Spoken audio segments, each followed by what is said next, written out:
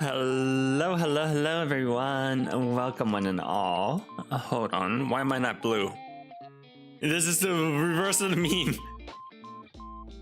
Where, where did meme even start from? The one where, like, the anime girl crying, like, why are you green? I saw it a lot, but I don't know where that comes from. I have no idea where that comes from, but welcome, one and all. It is I, Lita Barnett, the Superstar VTuber, and today, I'm playing Siren's Call. We're escaping Florida for realsies. This time, absolutely this time for sure. But how y'all doing? How is everyone's Saturday afternoon? I woke up late, really late, a lot later than I should have. Whoops. That may or may not be related to why I'm starting stream later today. Sorry, my bad. I decided to play one more round of Splatoon Raiders, and you know how that goes. You play just one more game, and then you fail, and then you're like, one more game, and then It is what it is, though. But yeah, today we're maybe finishing up Siren's Call? Well, I feel like we're in the climax of the story. Like, as a reminder of what happened last time, Judy fucking drugged us. She fucking gave us the DMT, and we had our whole dream college scenario, and had like a showdown with ourselves between desire and logic. I think that's what Noah's trying to imply. Like, they were saying Oliver was split in half between his logical side and his desires side, I guess. And yeah, it's pretty much like double confirmed that Violet accidentally or intentionally or somehow died. Given how much time she mentioned that there was a real risk of her just having a seizure and cracking her head open the sidewalk, I think we can all figure out what happened. That's why her mom kept like bugging Oliver to make sure that she had a helmet and all that. All right, let's get into the game, shall we?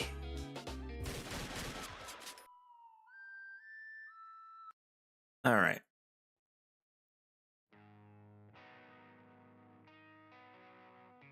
Is game coming, audio coming through? Yeah.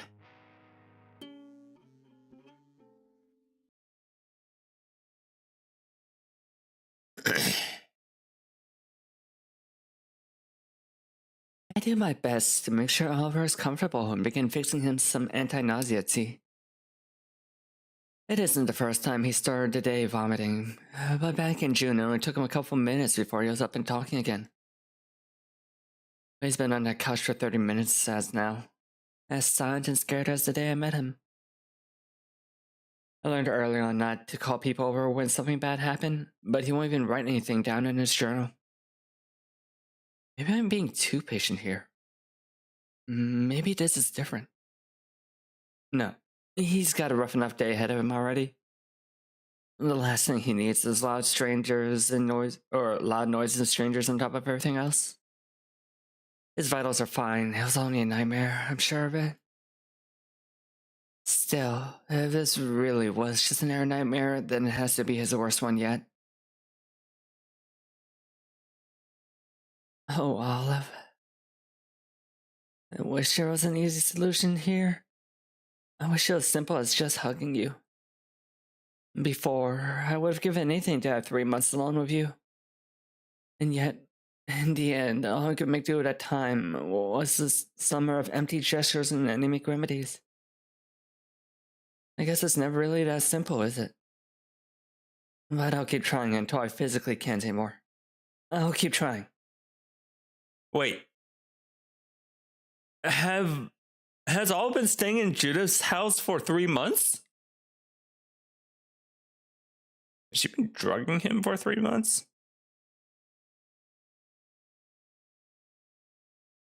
It's what Andy would do, after all. I place Olive's cup of tea or coffee or cup on the coffee table, and I sit what I think is a comfortable distance away from him on the couch. Drink it when you're ready. No pressure. It's ginger tea. It's supposed to help with nausea. It's not as sweet as ginger beer or sweet tea, but it does a much better job of warming you up, I promise. He curls into his bathrobe like a snail, eyeing the rivulets of steam as they dance up from his cup. You don't even have to talk if you can't right now. If you want something, I can get some paper and you can write it down for me. I'm here for you if you need me, Olive. If you want me to be, that is. They say you need to whistle to a snail in order to get him out of his shell. I've never heard that saying before. I've never heard that saying before. Like, happy as a clam. What was the other one? Like, happy as a clam in high tide or something like that? Never heard that one either. Or happy as a clam in heat. I've never heard of whistling to a snail to get it to come of its shell. Is that like a weird Florida saying? A Floridism?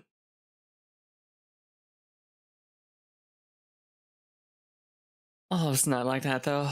The only way for me to know what he truly wants is to ask him directly. Some days it's company, some days it's solitude. But the days he would come out to me on his own were always the most exciting. When he'd come on over unannounced, just to see what I was working on, or to read me one of his new poems. Those were the days where he truly seemed comfortable with the world, like he never had a shell to begin with. Those were the days where nothing was expected from either of us. It was a rare feeling, a lovely feeling. But if today isn't one of those days, then so be it. I'll be as patient as I have to be. What day is it? The day? Oh no. It's fine. He's just trying to orient himself after a bad dream. Don't panic. It's August 13th. Why? Are you worried about that you missed your train? Is that what this is about? My train. He goes quiet again and starts playing with the fabric of his robe. When was the last time we talked to each other? When? I don't know the exact time, but it was right before you went to bed. I asked her what you wanted for breakfast, but she told me not to worry about it. Then I think he took some melatonin and went to sleep. Why is he asking me this? Did something happen before he went to bed? Is that why he woke up sick? His left hand slides away from his lap and grips the cup of tea I poured for him. He pulls his drink to his face and stares at it, divining for something well beyond my understanding with those strong, dismantling eyes of his. Hey, Judith, do you mind taking a sip of this for me? Sure. Guess I can do that. Are you worried it's too hot? I can put some ice cubes in it if it's something you're worried about. No, I only need you to take a sip. Maybe Judith didn't drug us, and that was like his weird dream-addled mind. A couple of sips, actually, if you don't mind. I take the cup as he offers it to me. Its ceramic frame pulses in my hand, the crisp, spicy scent of ginger highlighting the otherwise somber air. I could use some ginger tea. As I move it to my lips, Oliver scans my face and furrows his brow. I take a few tentative sips. Oh, steamy. And a few more if only to be thorough. I look over to my friend, his face beside with confusion. So, because it's a medicinal tea, it's probably not as sweet as the kinds you're used to me making. I could add some sugar, but I feel like this kind of blend goes down best naturally. I placed the cup back on the table. You don't have to drink it if you don't want to, though. Do you need some water instead? Maybe a salt bath? Doesn't respond, but instead reaches for a tea and takes a few sips of his own. You didn't add anything then? No spoonfuls of honey or other stuff? Not yet, no. Olive? What is this about? I don't care if it's embarrassing. I won't judge you. You're safe here. You'll always be safe here. So please, talk to me. Oliver slides the tea back onto the table and begins scratching the back of his head. I don't know, but I felt really scared drinking that for some reason. Like, something really bad was going to happen to me if I finished it. Okay, I understand. I'll go pour it out and get you some water then. No, it's okay. I don't want anything to drink. It's fine. He recoils away from me, his normally loving voice cracked and his eyes panicked. Are you having trouble keeping the liquid down then? You need to go to the hospital maybe? No, I don't feel sick. You don't? No, I'm just anxious, I think. Could it be pre-college jitters then? Maybe you had a nightmare about showing up to your first lecture naked or something. Most people don't remember their dreams completely after they wake up, so that would make sense, right? College? Oliver joins up. Oh shit, it's the 13th. I'm supposed to be in Orlando by now. Judy, I'm gonna miss my flight. Your flight? Yeah, quick, give me your phone. I've got to call Violet. Her and Miss Lawrence was supposed to cart me over to a hotel last night. Violet? Oh, wow. Oh, wow, Oliver. I know, but it's fine. I'm almost positive my flight's in the afternoon. If we leave now, I should be able to swing by their place and say goodbye to her. I know it's a pain, but do you mind driving me over? I throw my arms around Olive and start rubbing the back of his head. Given my track record with him these past 3 months, this proximity is assuredly more of a comfort to me than anyone else. But I don't care right now. This is going to be hard either way. Might as well embrace it. I see. So that's what's going on. You didn't have a nightmare at all after all, did you? You had a dream. A really, really loving dream. Damn it. Now I'm crying. I'm sorry, Olive. I'm sorry I couldn't make your last day here a happy one. Judy? What are you talking about? I only came over to say goodbye to you. And now I gotta say goodbye to Violet. So can we... I feel something wet run down the side of his soft, cold face. Can we do that, please? Oliver. I pull away and force myself to look into his eyes. Oliver, Violet's dead. She had a seizure back when we were rehearsing for graduation. Hi, Vampy. Welcome. Unfortunately, you came right at the climax of the series. Right at the tip of a very emotional point.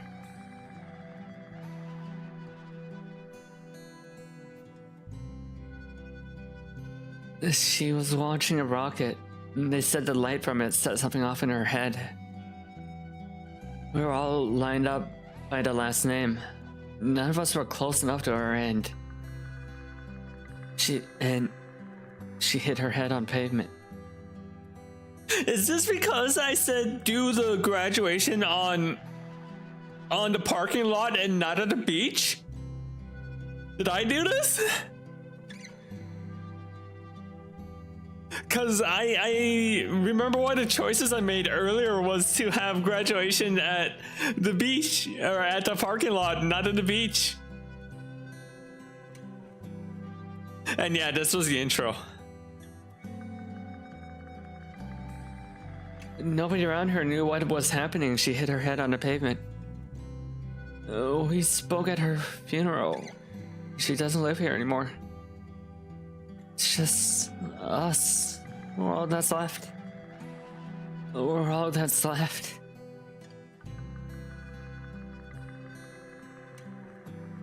I know. Of course I know. It's just I wanted some more time with everyone. Oliver flings his legs over the front side of the couch and stands up. Do you mind if I show you what I was working on? I think it's easier that way for the both of us.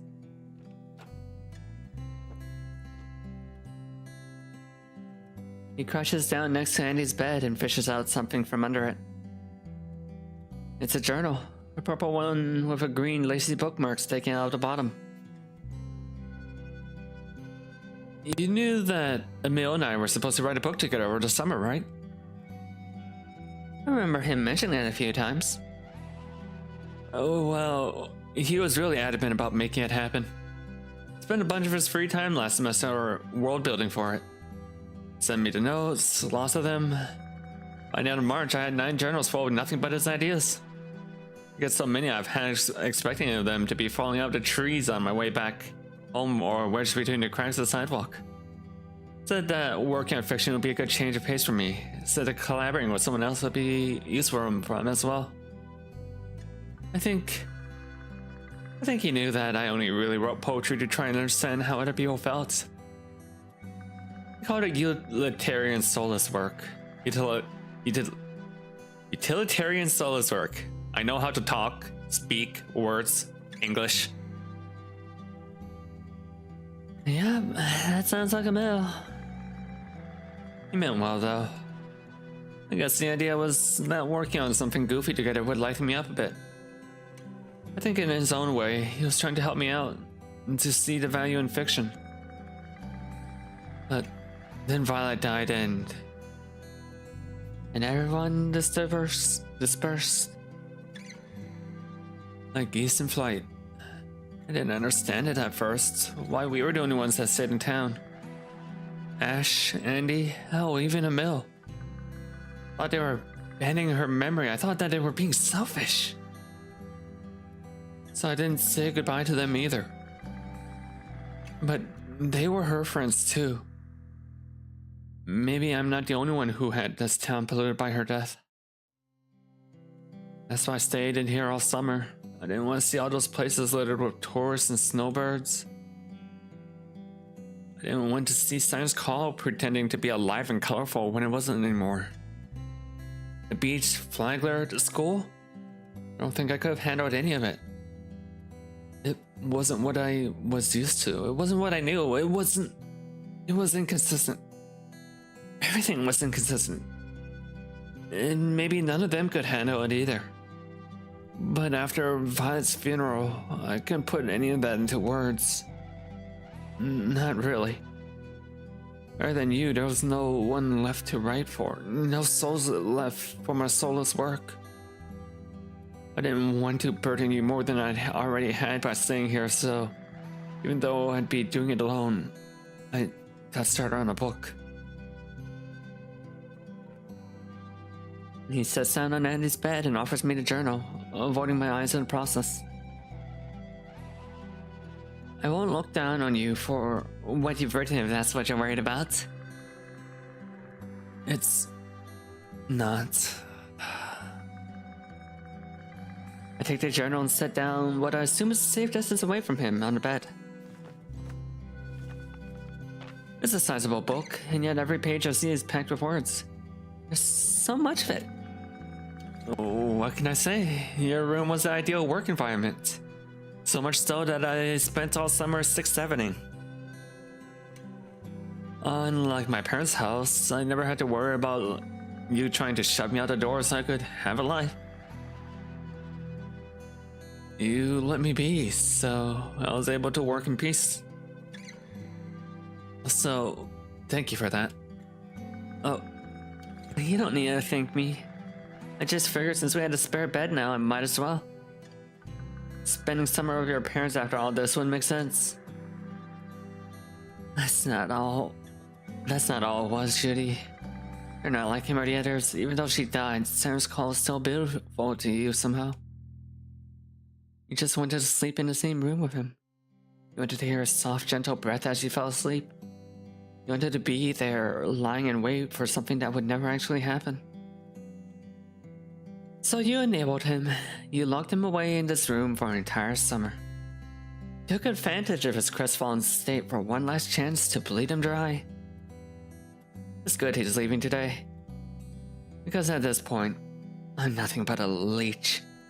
A fucking parasite. I continue thumbing through the journal. I'll save you some time. The characters find a locker under high school that leads to their town's collective unconsciousness. Most of the book is about them exploring the place, killing whatever they don't like, and curing the minds of the people who live back above as a result. I didn't want to think I normally did. I didn't want to think like I normally did when I was writing it. I wanted to be like Violet whenever she paints. I wanted to give myself to the work. I had a deadline. I had to get this done before summer was over, just like how Mill and I planned. Didn't have time to be meticulous or thoughtful, so I just went for it. Much like the characters in the story, I never really had to think. It was so like poetry. It was exhilarating. How does it end? That's the problem. Olive grabs his backpack and empties it out on the bed.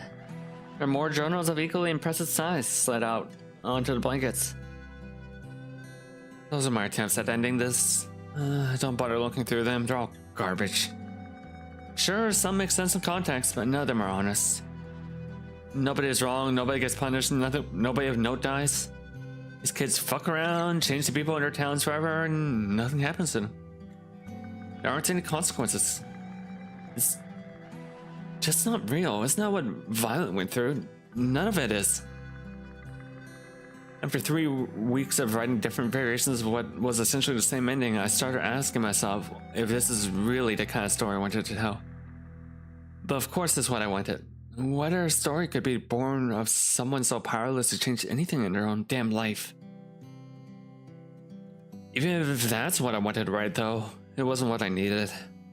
If I wanted to keep living, I needed to know how it felt.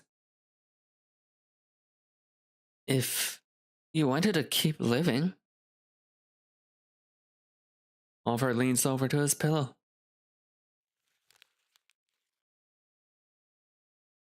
And pulls out another journal from under it. So I tried one last time to end this properly. Olive? What is that? A strange mixture of concern and rage blends into my words. But he just places his journal on my lap and looks away from me. That's my personal journal. There's some notes from Mill about the book and stuff. But I mostly use it to try and collect my thoughts. Oh, that's the journal that we've been flipping through. Number 9. My last entry was on page 62. Read it, please.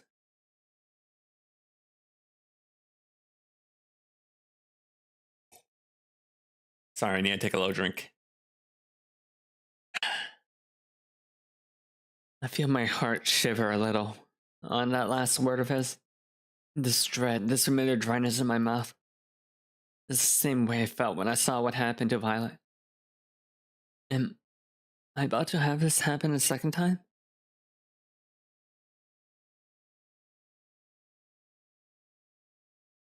I hate this town. A few miles south of us at the Cape, men and women better than I'll ever be started riding rockets into space. Space, quite literally the deadliest environment impossible, but still more enticing than this town than Florida anything had to offer. They shot themselves into the hungry, thoughtless skies with only a thin string of human genius to guide them to their destination. But for me, there was never any hope of reaching escape velocity. The familiar rumble of empty fuel tanks slamming into the ocean, the amber glow of jet fuel burning against the violet pink of perfect tropical sky. I grew to hate it, all of it. Every launch grounded me more and more into the fetid Florida muck, because all I could do in this town was to watch better people leave. Because being autistic makes you feel more like a rocket fuel than actual rocket. If you do well, if you pass as their hero, then yeah, parents and scholars might talk about how bright you can burn. You might be able to humor them, crack some jokes, make some friends, specialize in something that can be flipped into a career. But at the end of the day, you only exist to make them look good, to validate the efficiency of their social programs and simulation techniques.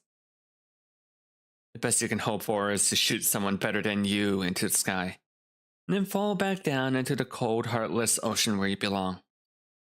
I couldn't even do that right. If you can't even do that, well then you're defective. You're volatile. You're dumb as rocket fuel. But even rocket fuel has its purpose.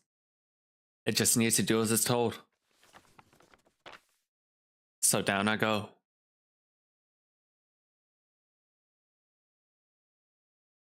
I wanted to say that I can't believe what I just read. But nothing about this surprises me. Oliver, I want you to tell me what this is. I need to hear from your mouth. Reminder that content warning, there's talks about dealing with autism and neurodivergence and gamer words associated with that. And also what I suspect is going to be talks about self-harm and suicide. So if that bothers you, yeah, that's going to be a thing. I do not mind if you turn off. It's how I felt before going to bed last night. And a contingency plan in case I didn't wake up. So that even if I couldn't finish the book, there would still be some sort of ending to all this. Why the hell wouldn't you wake up? I don't take melatonin, Judith, not anymore. It just gives me nightmares. But Mom's recommended plenty of things in the past to help me shut my brain off. So I went to Miss Lawrence and I was picking up the usual stuff for her. And gave myself a little nap. Oh, so it wasn't Judith who drugged her. What the fuck, Miss Lawrence? Why are you giving a high school kid DMT? You? That doesn't answer my questions. Why wouldn't you have woken up, Oliver? I don't know or care what's going to happen to me after I took it. So I covered my bases by scribbling up the last journal entry, I guess. I figured it was my last chance to find out how I really felt about all this.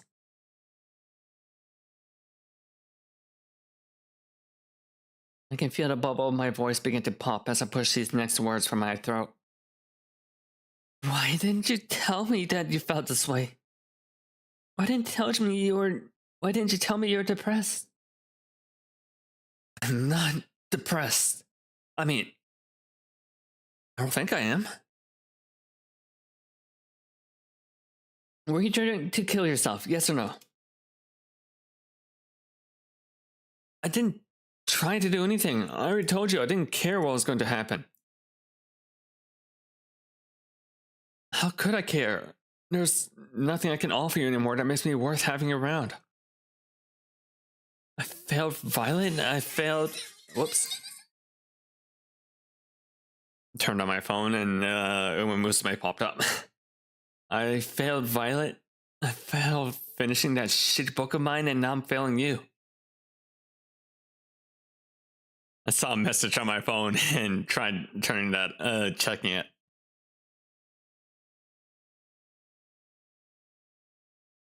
Do you want no secret? On that form you gave us back in March, I voted to have our rehearsal at school. Is this like...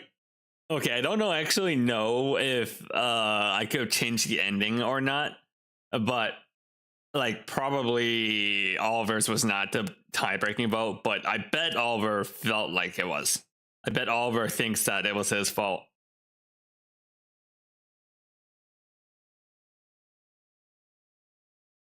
Went to the Umumusume farm uptown. Yep.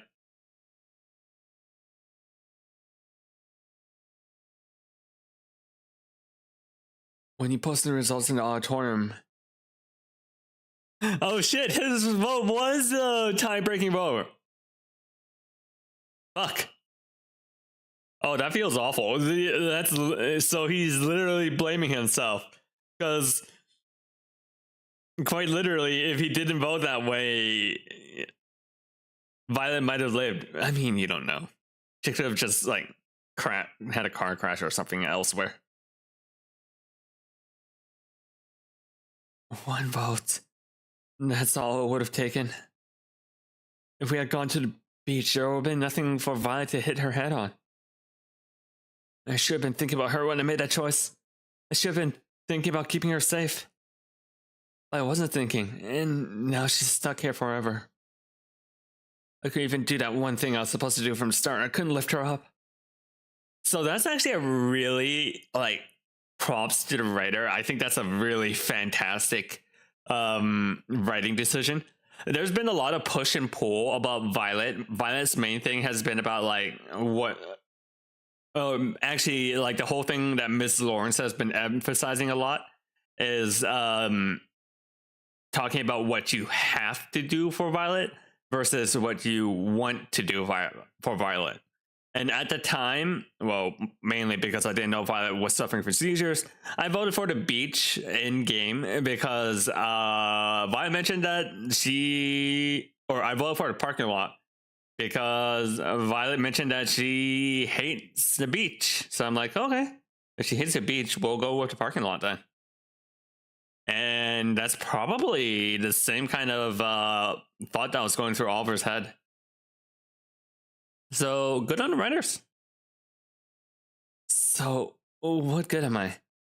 There's clearly nothing valuable in it for me. Valuable left in me. If I woke up, then whatever. It's not like I was expecting my parents' bullshit to actually work. But this body of mine was nothing worth caring about in the first place. And now we're here, and you're crying again. I don't know why I made you waste so much time on me. I even took away your last summer vacation just because I didn't want to be alone again. You did so much to try and make me happy, and I can only imagine the kind of life you would have had if you never met me. So I need to leave. I need to make sure I don't take away from you more than I already have. Doesn't matter how I did it. It doesn't matter really if I lived or die. All that matters is I don't let my selfish choices steal away from anyone else's future again. Is that really worth being upset about? This is really happening then. I thought it was all in my head. And even then, I thought he was only sad because he missed Violet. I didn't know it ran this deep. I didn't know he blamed himself. No, maybe I did. Maybe this was all just me tricking myself into thinking a little space was all he needed. Maybe I thought I could make this better for him somehow. But I'm powerless. I couldn't do anything to make him see what I want. See what I see. I can't fight this. I know I can't fight this. Even so, I wipe away tears from my eyes. Can I show you something, Oliver? Something that might make you feel better? After I do, you never have to talk to me again if you don't want to. Why even bother? Not worth your time. I've never been worth your time. I just want you to understand me. I want you to understand what I think about all this. I want us to understand each other. It's the only way I'm going to be satisfied with myself in the end. So, let me show you something I'm not supposed to show you. I move over to my desk and open the bottom drawer, the place where I practice keeping all my miscellaneous copies and would-be tax forms. Oh, wait. She practiced keeping all of her miscellaneous copies and would-be tax. She's practicing doing her taxes? Is that what she's saying?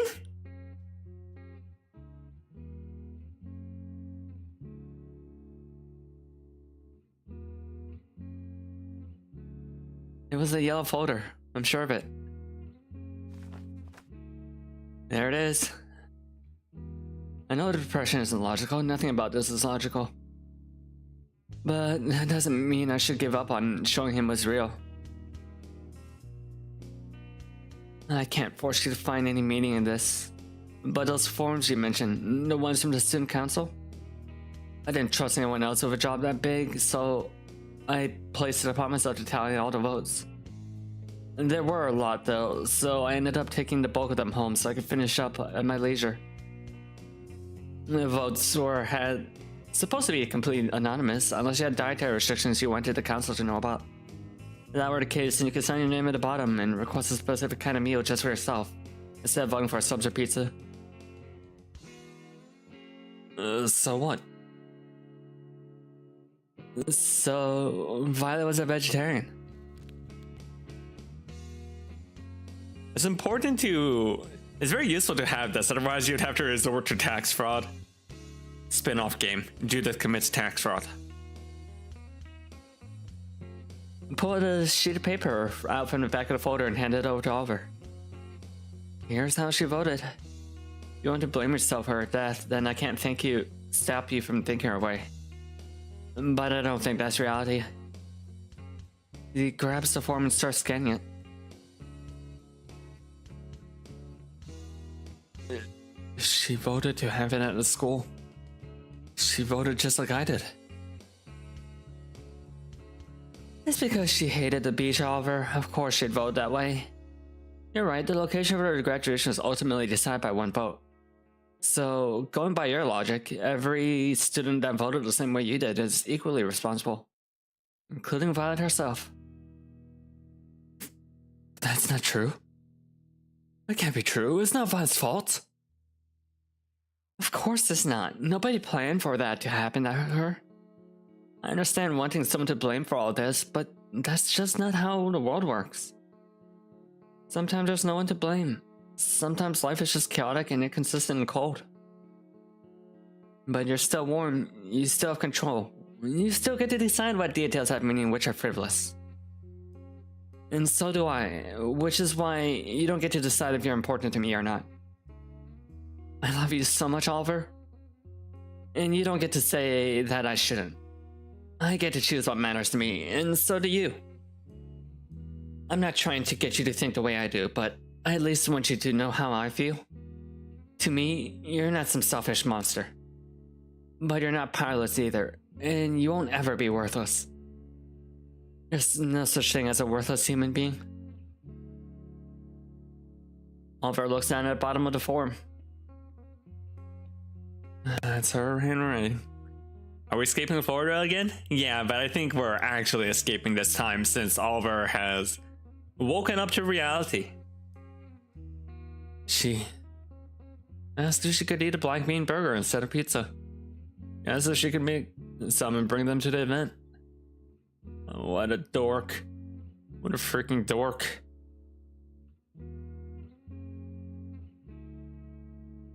He places the form behind him on a bed. How did you vote then? I'm curious. I voted for the beach. I went to go swimming afterwards for old time's sake. Hi, Dennis. Howdy. Is that the truth? How you doing, Dennis? You caught us as we're trying to escape Florida. And Judah commits tax fraud. Oliver has to cover up everyone's tracks before the cops arrive. It is. Did you hate her then? What? Did you hate Violet? I'm leaving either way, so you might as well be real with me, right?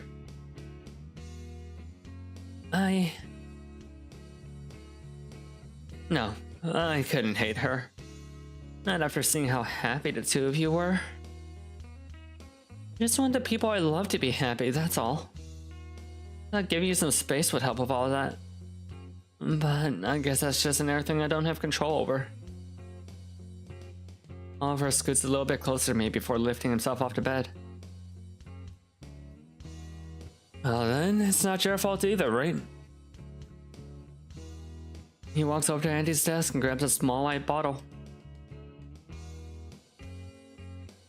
Can I ask you one last thing then? Something I need you to be honest about? Of course, but I got one question too, same rules. Is that okay with you? That's only fair, I guess. He falls backwards onto the bed and stares up at the ceiling. So, when you said you love me just now, I can feel my skin begin to shiver. It means what you think it means, yes? but does that mean you need me? That's all I want to know. Don't worry about trying to make me happy. Whatever I end up feeling is ultimately my responsibility. Just, please, be honest. I promise I'll be honest with you. I don't know what I'm supposed to say here. I'm pretty sure you won't be able to tell if I was lying, but it doesn't matter. Because I don't actually know what kind of answer will make him happy. In that case, I only have one choice.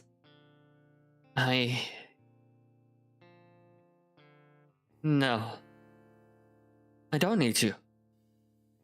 In the grand scheme of things, I don't need you to stay here with me. But is that really so awful? Think of all the things in life you actually need. Boring water, boring food, boring medicine. The boring, oppressive sun that you can't even admire without burning your eyes into blindness.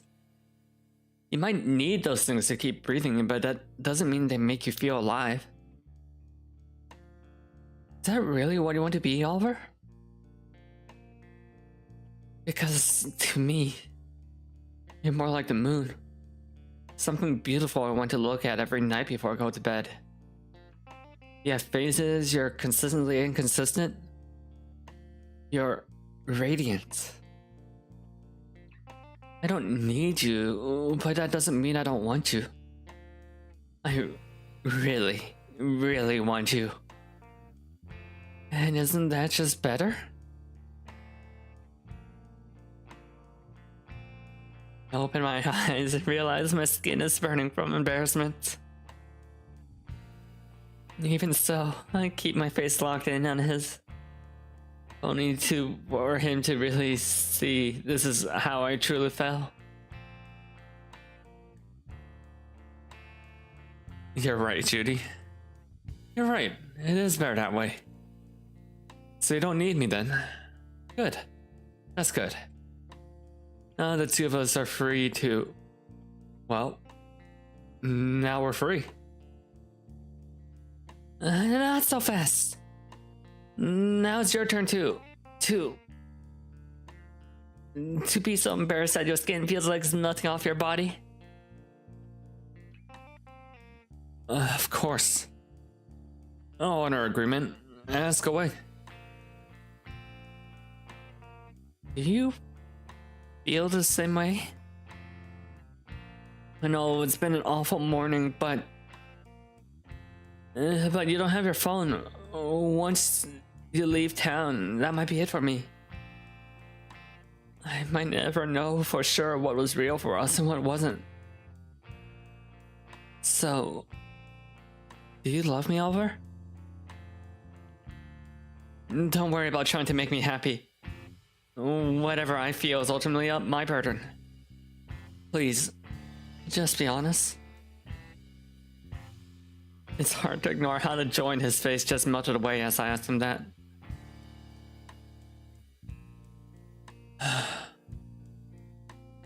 Don't have to forgive me, Judith. Oh no.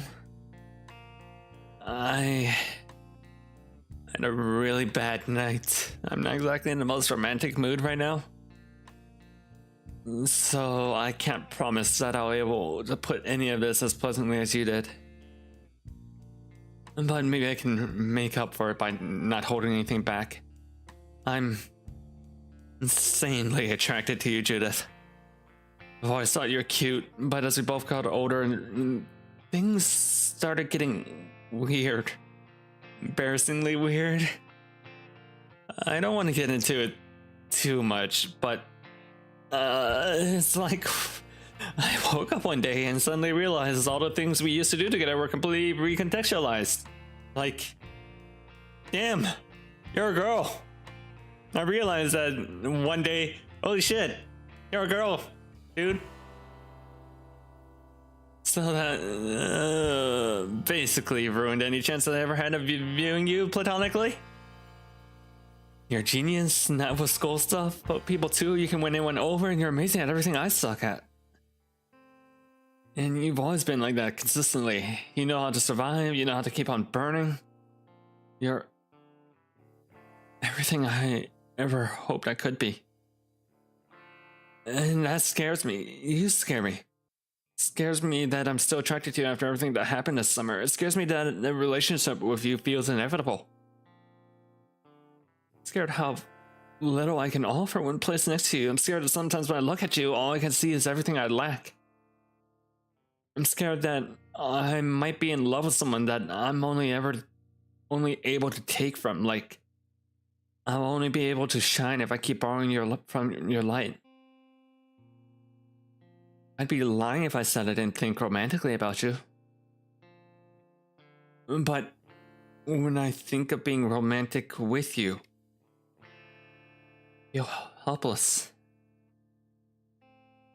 Maybe I won't feel like that forever, but right now I just don't think that's what I need. Maybe that's why I'm relieved that you don't need me. You were right. When you need something, it's an unremovable part of your life. It's inevitable. But maybe we're not like that for each other after all.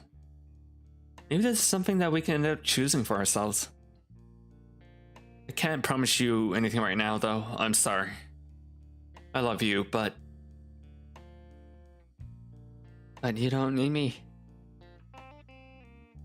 All tension leaves my body as I breathe out for what feels like the first time since Oliver started confessing. Okay. Okay? More than okay. If you want time, then that's nothing. You give me so much by just being alive, so it's only fair. And more than a few dirty dreams of my own, but he doesn't need to know that. Not yet, anyway. Just by being alive? He eyes a small white bottle in his hands. Do you mind if I flush these down your toilet? I'm not sure I want to be caught carrying psychedelics on a train.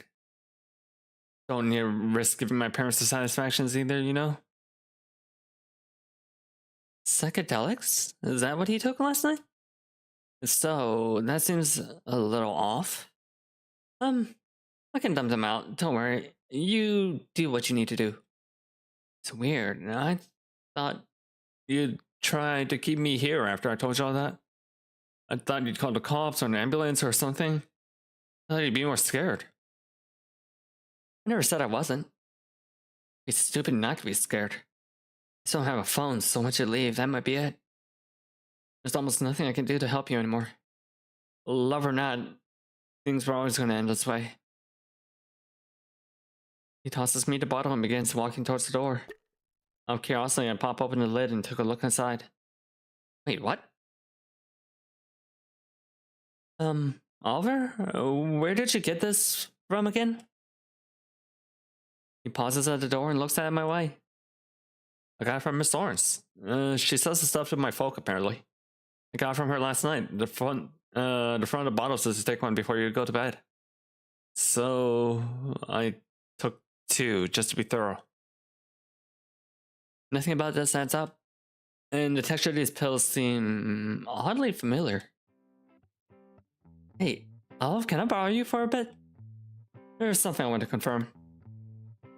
Feeling a bit weird, optimistic burning in my gut. I take all over to my workstation and flip open one of my microscopes.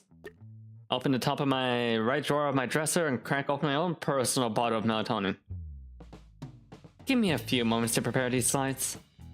Oh, actually, could you give me a mortar and pestle from the kitchen? I need to titrate the samples.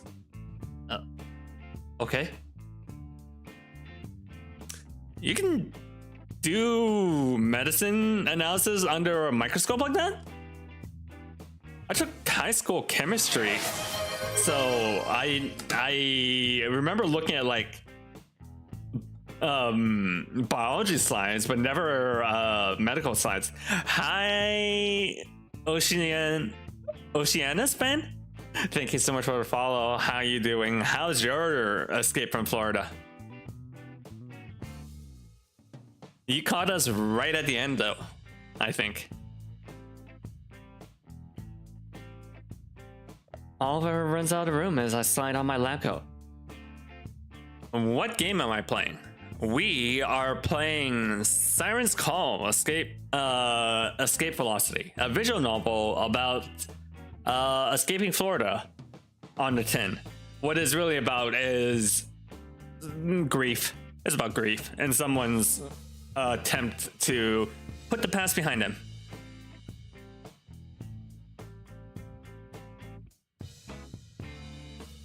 If my hypothesis is correct, that means I had you pegged all wrong, Judy Louise Lawrence. You got a lot more bite in you than I thought. It takes about 20 minutes for me to compare the samples. I knew it! I knew it! I don't know if it's due to relief or sheer absurdity, but I started laughing. What? What's so funny? Oliver, this is melatonin! Miss Lawrence didn't give you psychedelics. She gave you a freaking sleep aid. Bought a collection of a lot of BL visual novels on Steam. Ooh. I'll be super real. I haven't played a lot of BL visual novels because that's not my style most of the time. No, that's not true. I've played some. But BL wasn't like the main focus. It just happened to have a BL couple in it. But what did you buy? What did you buy? And what do you recommend? In case if I do want to try playing one on stream. What? No, she didn't. I mean, are you sure? Here, take a look at it yourself. I have Olive look through the microscope with his own a few times for good measure. As you can see, this sample here matches the control perfectly. Its solubility in water is identical as well, and down to the core, they're both melatonin.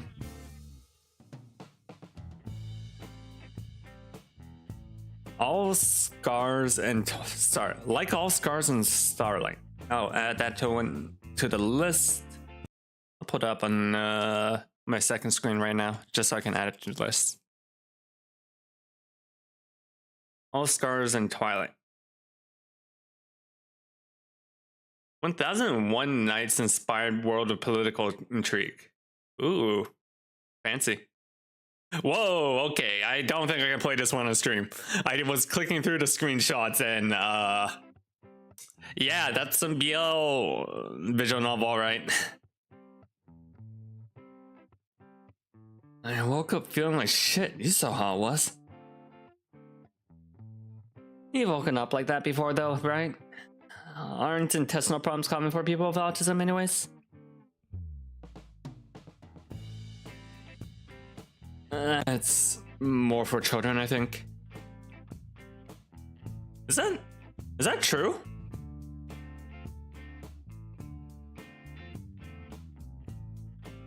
I had a weak stomach as a child.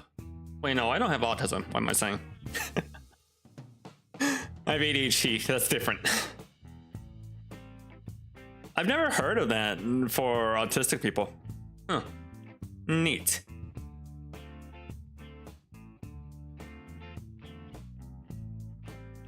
Even so, it's possible that your experiences were escalated by placebo effects of sorts. If you thought you had drugged yourself, then maybe it stands to reason that everything was way worse in your head when it could have been in reality. I don't know what you dreamt about last night, but if it was bad enough to make you wake up vomiting, has it been a horrifying caricature of your actual life? It wasn't real then? No, it wasn't. It was a dream, and there was no way it could have been. But that doesn't mean what you felt during it wasn't real. So you should give yourself that at the very least. Is this it? Am I finally breaking through to him? So basically I was manipulated. Right. Oliver slides away from me and begins moving his stuff into his luggage. Then that means there's only one other person left for me to say goodbye to. Can we stop by Violet's place on our way over to the train station? I need a second opinion before I leave. I need to hear her say it. You still want to go to college then? Might as well. I need to get good enough at writing fiction to finish this story anyways. College seems like a pretty decent way to make that happen. Not only that, but Violet didn't get to go. She didn't get to leave. So, yeah. I see. So this is really it then. Oliver flings his backpack over his shoulder and looks around my room.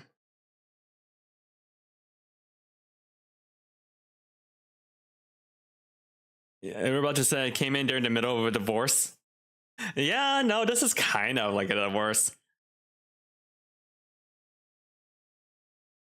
I mean, considering Oliver's insistence on not having a phone. It's 2011. They had email. God knows that Judith is online a lot, considering that she cosplays and knows what hentai is. I'm pretty sure Oliver knows what hentai is as well, since he brought it up. Could always email him. I know this wasn't exactly a great ending to our endless summer, but I'm glad I got to spend it with you. I'll try to find a way to make all of this up to you, okay? All I want is to get you where you need to be. I don't want anything else. This is enough. You being alive is enough. He frowns, moving past me on his way to the door. That's basically a lie, isn't it? Exits my room, flicking off the lights before I'm able to follow him out.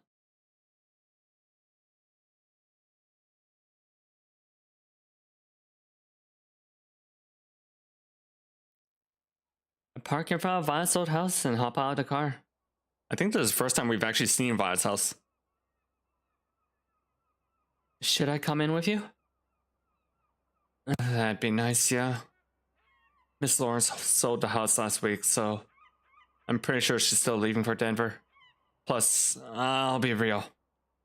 I have zero idea how this is gonna turn out. I always feel safer when you're around, Captain. Oh, that's interesting. So Judith was the captain. I was trying to figure out why in his personal journal, his story for the real life sections, it seemed like Judith was the one in charge, when in his like fictional novel verse, he was the one placed as captain. That makes more sense. She seems more like the leader type anyways. Oh, don't call me that, Oliver. We're adults now. We're not playing behind the church anymore. Doesn't change the fact I always felt better having you on my team. Captain protects our crew, right? It's what I'm best at. But that gets hard after a while. It's easier than you'd think it'd be, Oliver. Here, I'll show you.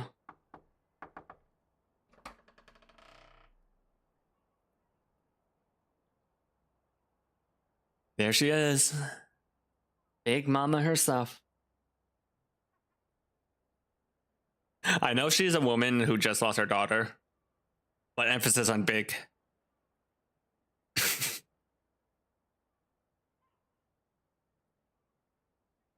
Isn't it like 12 in the afternoon? Why is she still in her PJs? Children, what a surprise. Today's the day, right? Is there something you need before you go? Can we come in for a bit? There's stuff I want to talk to you about, if that's okay. Of course, there's something I need to give you anyway, but... She looks over to me, clearly irritated. Don't worry, we won't mind a mess. It's just been so long since I've had you kids over. It might not be like you remember. I've had time. I'm sure I can handle it. Right, of course you can. What was I thinking? Very well then, do as you wish. She moves away from the door and motions us inward. Oh wow. She wasn't kidding. This is... I'd grown so used to Violet's gigantic messy easel being the first thing I see when I come in. But the house is spotless. There's nothing left of her here. She's really gone then, isn't she? Claps onto a nearby couch, my left arm scraping against a small pile of cardboard boxes as I do. Now dressed like something resembling an actual adult and reeking of hairspray, Miss Lawrence creeps her way back into the living room. It's a little different without her arts everywhere, I know. I feel like that's an inappropriate outfit for a teacher. I'm just going to point this out. For a speech therapist. Oh no, it's fine. You don't have to worry about acting all stoic, darling. It's tough. There's no good in pretending otherwise. Now then, what can I do to help you, college boy? There's some stuff I need to ask you before heading out for good. Is this about Violet? In a way, yeah. Do you have a minute? For you, my star pupil, yes, I have a minute. And do you mind if we talk in private then? I don't mind, but does she? Miss Lawrence looks at me with a hard, unwavering gaze. I'm fine waiting out here, don't mind me. Naturally. She slithers away from Oliver and makes her way towards the back of the house, into her bedroom. Don't worry, it won't be long. Don't you let her talk down to you. I meant what I said before, this wasn't your fault, none of it was. Well, it never hurts to get a second opinion. Oliver? I'll be fine. I should have talked to her about this stuff at the funeral. I should have talked to her as soon as I had the chance to. I'm done delaying the inevitable. I need to be. And with that, he leaves, following the cougar into her den.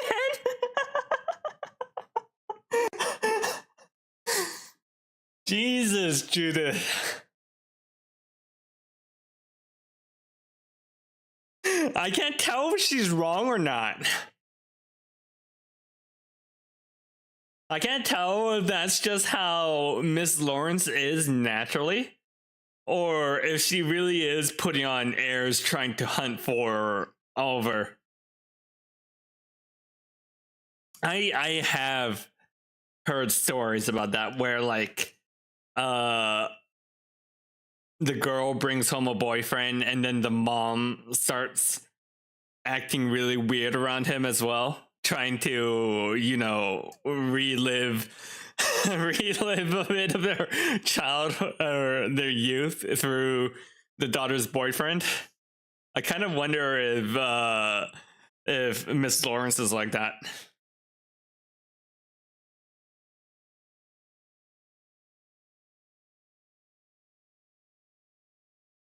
Howdy, Winter. Welcome. You just missed the cougar. Don't let her rip into you over. Come back to me in one piece. I heard the door to the bedroom swing open. I wasn't able to hear anything they were discussing, so I primed myself to glean something from their expressions. But they both seem oddly calm. Sorry about the wait. I think we're good now, right? Oh, I'm fine if you are. Unless you're heading off again to, hash things out with Dolly and your father. In which case, I may need to run one or two more things I may have one or two more things I'd like to run by you just to be safe.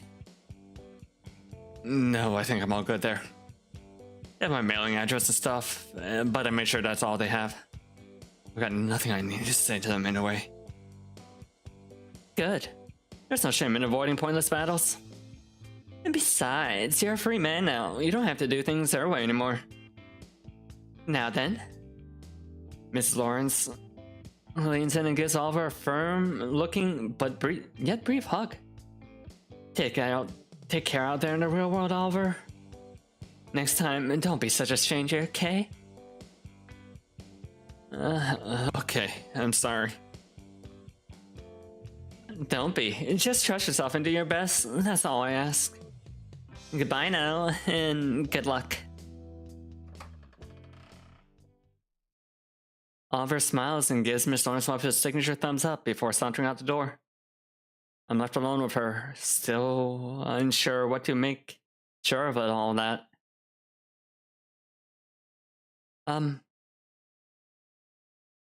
You two sure have quite a chemistry together. But nothing will ever come of that if you don't allow yourself to mix. Were you the one that figured it out? It's not like it was hard. Seriously, melatonin? Why would you trick him like that? You have any idea what you put him through? I promise whatever he went through last night was safer than whatever his plan B was. You knew then. The boy is not exactly discreet. If you pay attention, it's plenty easy to tell what he's feeling. He's so much like my Violet in that way. You're a monster. Calm down, princess. We're on the same team here. You should have called someone to help him as soon as you knew something was wrong. Is that what you did? Well, no, but... Then stop talking like you have any idea how to handle this. Maybe you got lucky with him today, but we both know how much that boy hates attention. I found these sort of things require some level of delicacy. Otherwise, you only risk escalating the situation. That's why you handled it the way you did. Even a rookie like you knows there's no one-size-fits-all solution to dealing with someone in his state. Rookie? You're in love with him, right? Even if it's only to satisfy your curiosity, you'll be a top-notch specialist in your late 20s, guaranteed. Make no mistake, though. Today, you got lucky. Sure, calling a loving family member is the right move in a non-zero percentage of the time. But what happens when there aren't any at home? What happens when home is just another meat grinder? That's where people like us come in. We help these kids reach escape velocity. Name of the title!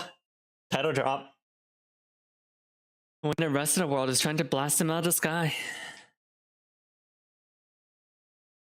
Hey, why is there a carton of milk just sitting on top of the fridge? Decorative. It's just decorative milk. Don't worry about it. Yeah, especially considering this is Florida. I don't know. Maybe she was having cereal. I've never left milk on top of the fridge. I've left it on the counter once when I was pouring milk, but never on top of the fridge. It's a wax milk carton. Yeah, it's decorative. Because after enough years on the job and enough suicides, you begin to realize how vital it is to look at these things contextually. Contacting his dead parents would have done fuck all. Oh, you mean those same parents that you sell drugs to? And Dollar is my only client in that family, princess. When it comes to being completely out of touch with reality, Senior doesn't exactly need the help, you know? It doesn't make you any less of a monster. I had to fill my girl's college fund somehow. Heaven knows working for the school alone wasn't going to do it. Besides, this is Florida, darling. Half of the people over 40 are already strung out on something. If Dollar really wanted to be wasting away again in Siren's call, then that's her prerogative. But Oliver's still breathing, and that's all that matters to me. So, thank you for not messing that up. What are you gonna do now, though?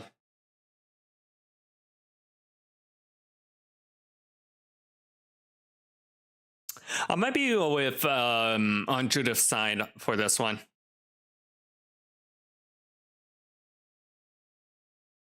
I don't know, it's hard. Regarding giving Oliver melatonin instead of DMT, probably the right move? Question mark? I don't know about her being a drug dealer and actively contributing to Oliver's shitty family situation, though. I guess it's one of those, like, evil. It's like one of those self-justification evils that you could say to yourself, saying like, oh, if I wasn't going to sell to his mom would have gotten it somewhere else or something like that. I don't know. Drugs are weird. I only take the ones that are medical.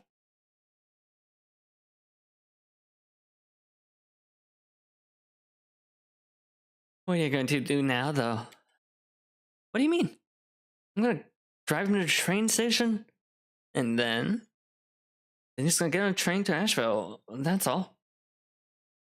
God, you're so young. Do you want some free advice, kid? If I say no, then does that mean I can leave?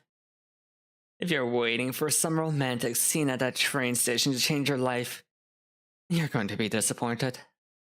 That boy's no square-jawed hero from the 1920s. He's Oliver. So you being the lady in this situation doesn't mean shit. If you want someone to stay in your life, neurodivergent or otherwise, you have to respect what makes him different. And that's why my girl Violet got struck first and won. That's why Oliver did his best to keep her alive. If you can't acknowledge the reality of who you're dealing with, nothing will ever change for you. He'll let you go like an old balloon if that's what you keep treating yourself like. Because he trusts you to be honest with him, just like how he trusted me. That's what makes him a good kid. So don't be like me. Don't take advantage of that trust. At least you're self-aware of being a manipulator. Go on, you're making him wait. She begins flicking her right hand towards the door. Okay. I can't ignore the shit-eating grin on her face, nor the obnoxious weight of her advice. I'll go do that then. Goodbye, I guess. No guesses. Yeah, my blessing. I'm gonna go wasting it.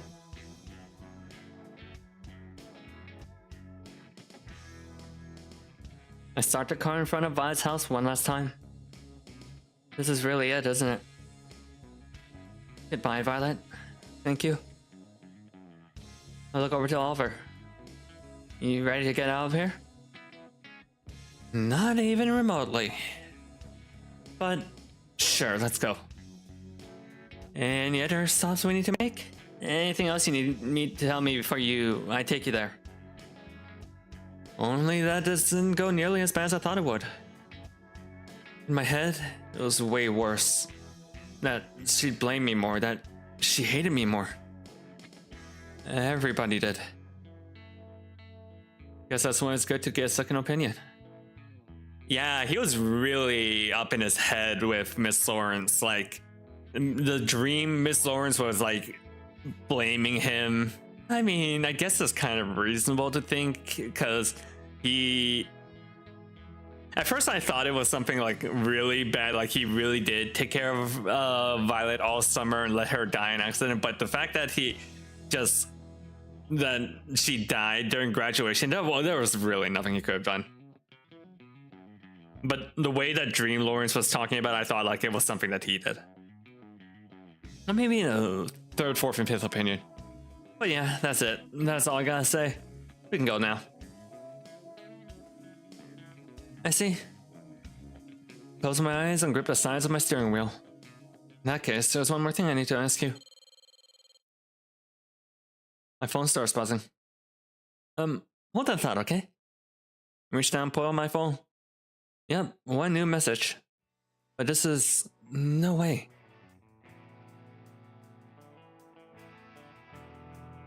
You know, Judy, if you're having trouble saying what you're thinking... This message is from Violet's phone.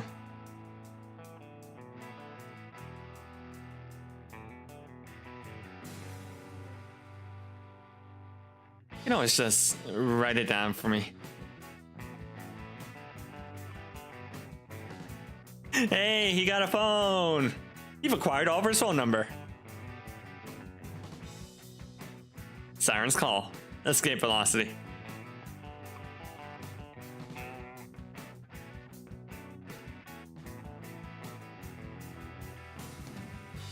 I like that.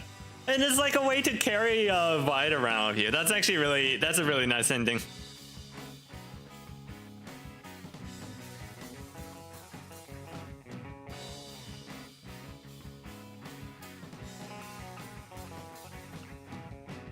Though I would like to point out that phone that Oliver had back then and that CG is way too fancy for 2011. Even iPhones weren't that cool looking.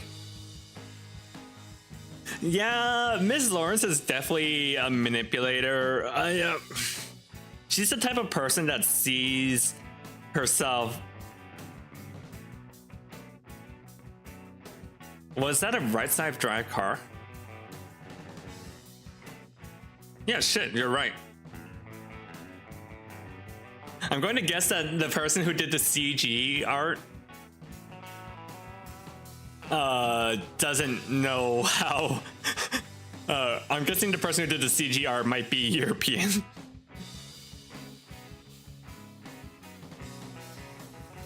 Because he was hanging his arm on the left, wasn't he? I'll have to check that CG again. Via was a time traveler. Truly. Truly.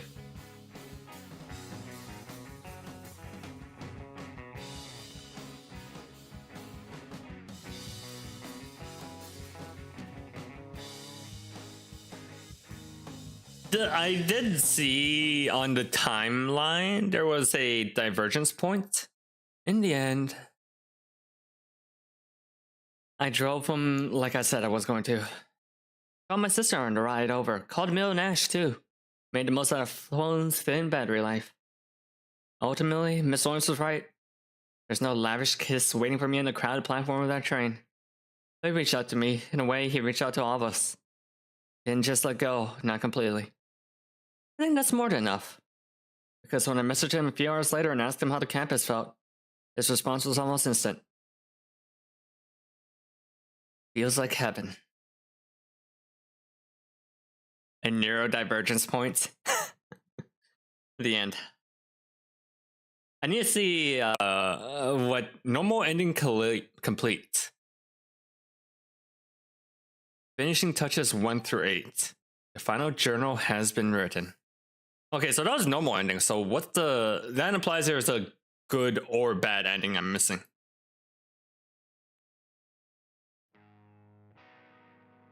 What's that final journal entry?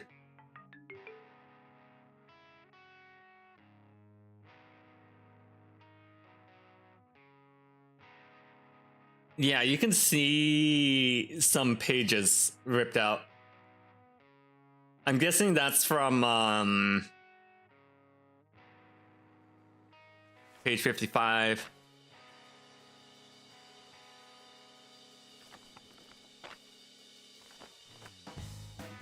All right, let's start Violet.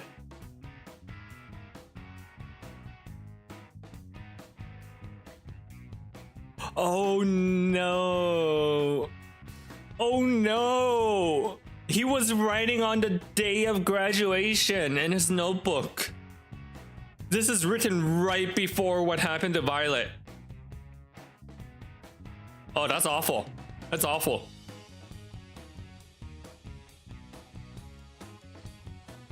Need to start writing again, don't I? I can only speak as if we are machines. No one wants to go the way you did. Every switch inside you is flipped in a small light bulb. None of us will make it to heaven.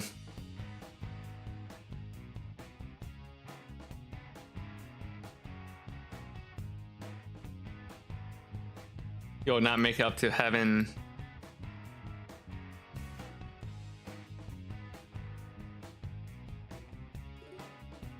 But then, wrote in the journal entry. Alright, gallery image. Vlad's house, even now, feels verdant and beautiful.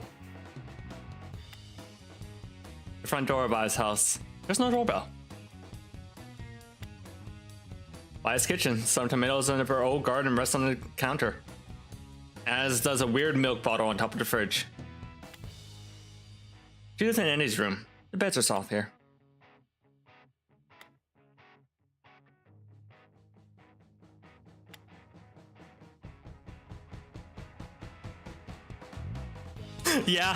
Yeah, no, whoops. Like, let me move out of the way a little bit. Oops. The person who did this CG is European. maybe in this weird alternate Florida of Siren's Call, they all drive on the left.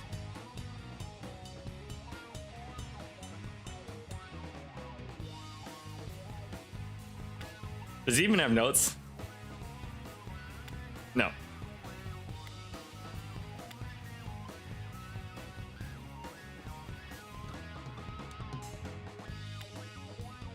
I like that prom dress.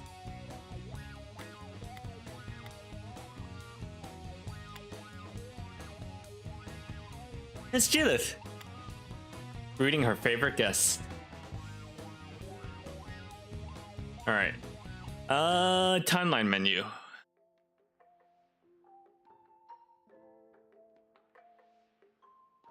Oliver votes to take pre-singularity.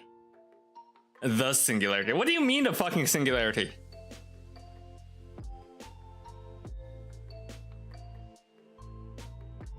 Melatonin. Yeah, so these are the loops. Oliver's meltdown begins. Okay, so the attempted rape by Judith also, yeah, that happened, was in his mind. Thank God. Thank God Judith is not a terrible person.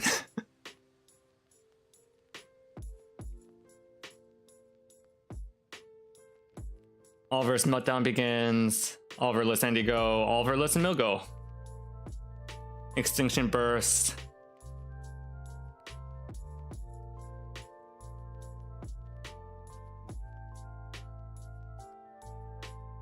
Oliver learns his vote was not so reason his guilt weakens a little bit. Jude finds out Ms. Lawrence gave melatonin.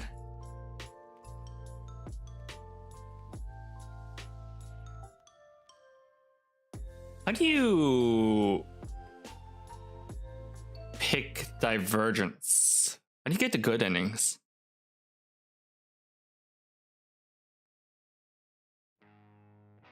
Finishing touch.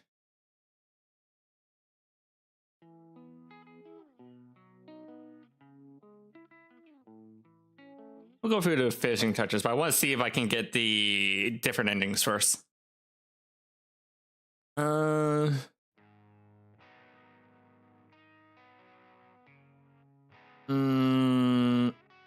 Scene select. Okay.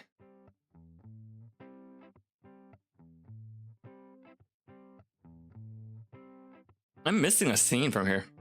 Interesting.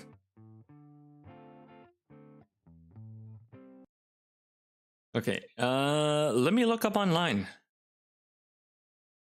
Siren's Call, ending guides.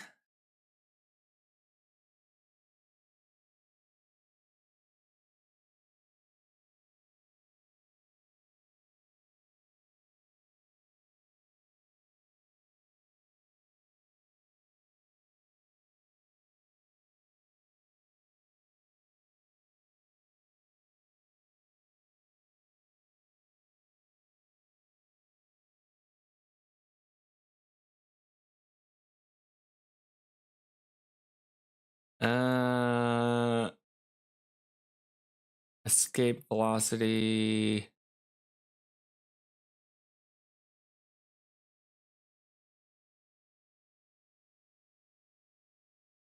There's a sequel coming out later this year.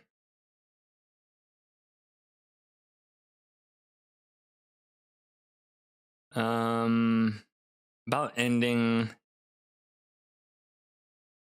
Oh, how to get the new routes.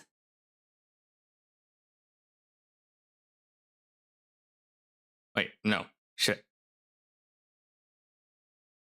How to get the other.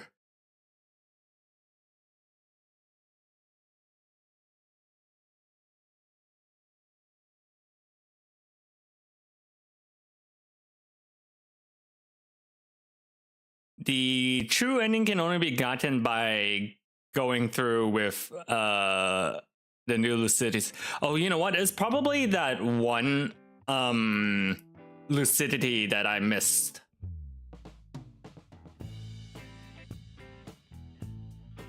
In category 5.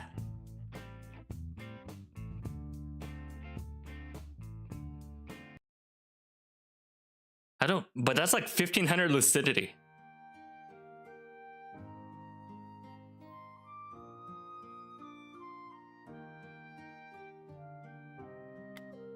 I still, all I gotta do is relax, trust the chemicals, and enjoy myself. Wait, what? I'm not good at that anyway, so clearly, so speculating is worthless. Trust in the chemicals. Simple as that. Simple as that. Oh, wow. Still a little overdone for a casual tea sip, don't you think? Didn't that dress used to be a little less red though?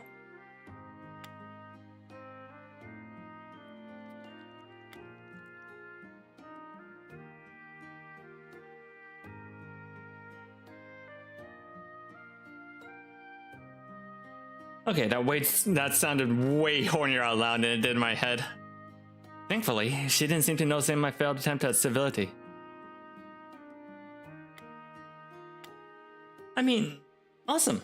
I mean, good. Yes, good. Hi, Zeno Kisaki. Yes, there is anime on screen right now. A lot of animes. You know what? Yeah, you can tell Violet is Miss Lawrence's daughter. Very much inherited her genes. You can definitely tell that they're related. Just saying.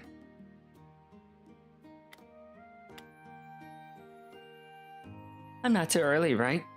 I can come back later. You're not ready to have me over yet? I shake my head from side to side and motion Violet inward. Oops. As she passes through the doorway, the hem of her dress brushes against my ankle. It's soft.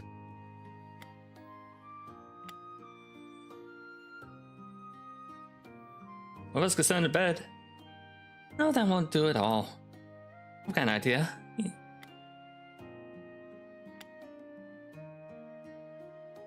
Violet drops to the ground, begins sculpting the bed to something more accommodating.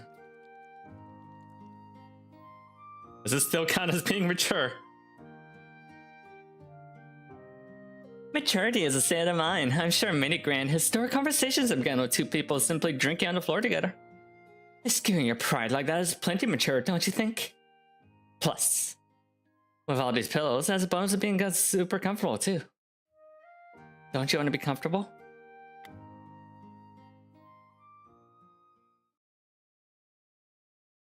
Nothing to be embarrassed about. Oh, trust me, there's still plenty to be embarrassed about. Uh-oh. I think I'm stuck.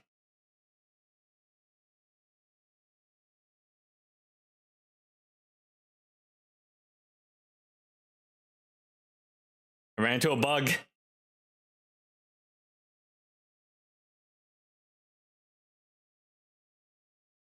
I'm happy they're right next door. No matter what happens, you're still here, right on the other side of my wall. Violet bites her lips. By the way, it's not exactly a coincidence that we ended up living next to each other. Seen this.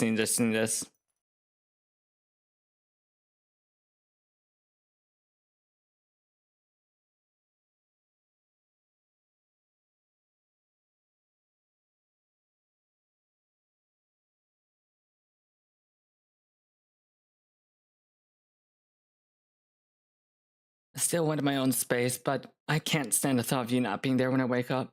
So living next to you was the best solution I could think of. Okay, this is new. And that's all it was, a solution to this smothering world of hers. You never really needed help. Nobody needs me. But if it's too much, all you gotta do is say so. After all, it's not like I wouldn't understand.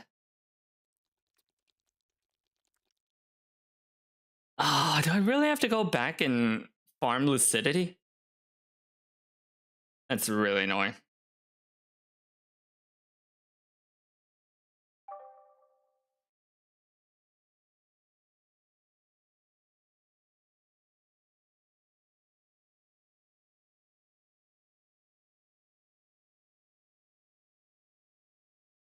They need a way to, because I've already beaten the game. They should just give me infinite lucidity at this point.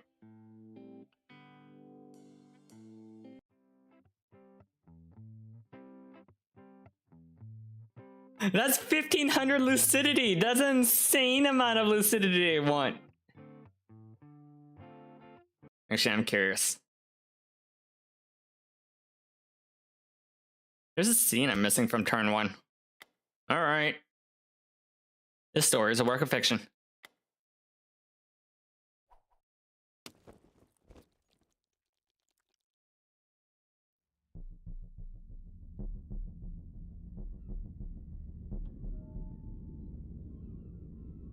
Yep, this is the intro scene. I love people, but there's part of me that wants something like this to happen, I think.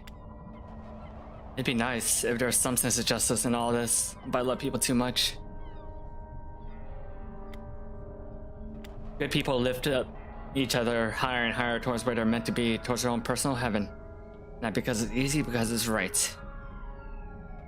Yeah, good people are like rocket fuel. Or maybe they're more like the fuel tank itself, burning away their combustible innards. Ah, this is where he got the imagery of like that he needs to lift other people's up or else he's useless.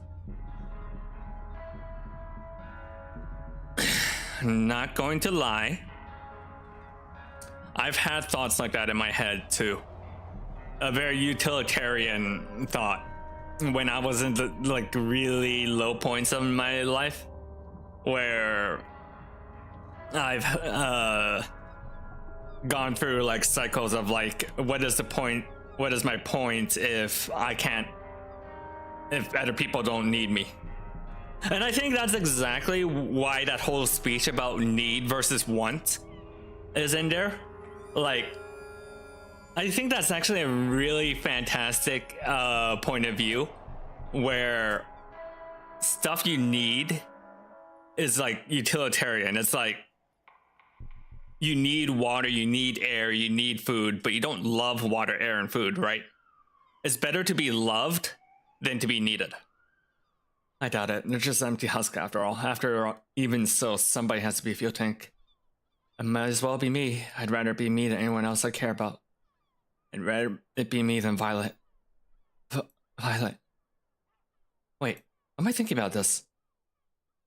You were panicking just now. They were panicking so much nobody was watching the rocket. But wouldn't that be considered normal? Isn't it normal to be afraid?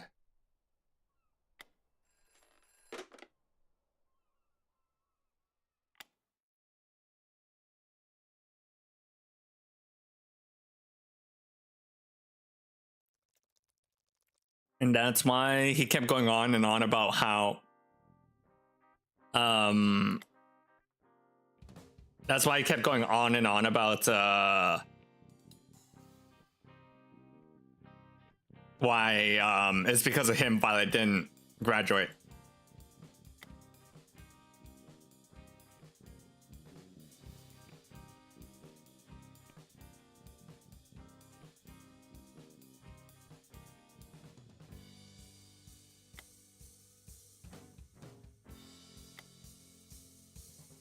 Food processor.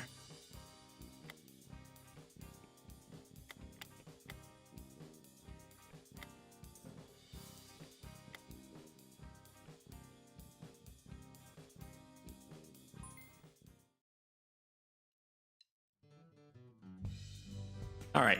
The only thing I can think of that I haven't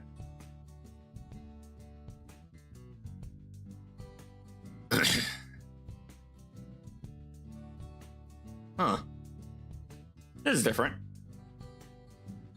All right, the only thing I can think of is that if we go to Judith's house first and then go to hang out with Andy, that might give us the missing scene.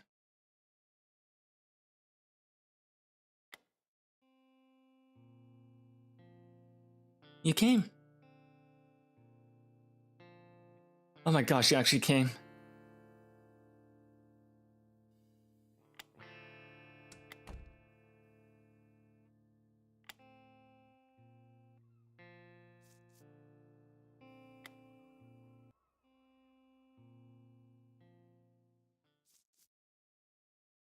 And then let's hang out with Andy.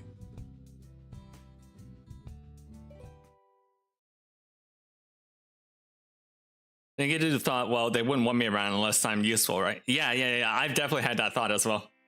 It's so hard, especially because like a lot of society puts assigns value to people. I'm gonna go talk a little bit of my leftist communist spiel woke garbage thing, but I think a lot of it has to do with the way society puts a lot of emphasis on value. So if you feel like you have no value to others, then what is your own self-worth value? Wait, shit.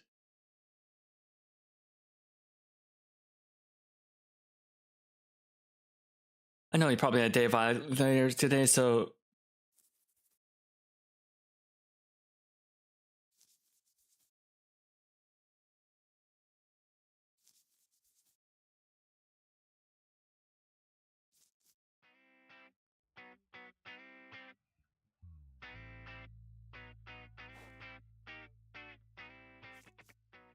wait, but I have seen Judy. So is this different if I do the Judy scene twice, once with Andy and once with without her?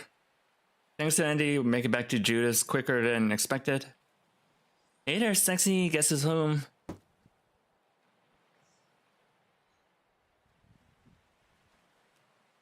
Oh, it is different. Interesting. She jiggles the handle with her shoulder and pushes against the door frame a few times. Judy, it's Andy. Why'd you lock the door?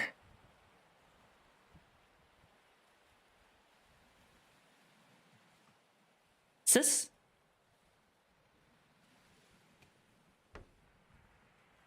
We hear a small click from behind the door. Judith? Andy rushes inside and disappears around the corner.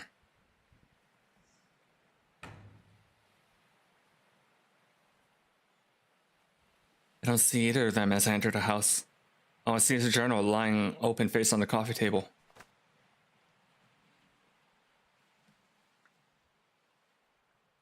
It's pretty stupid to lie to your friends, Oliver.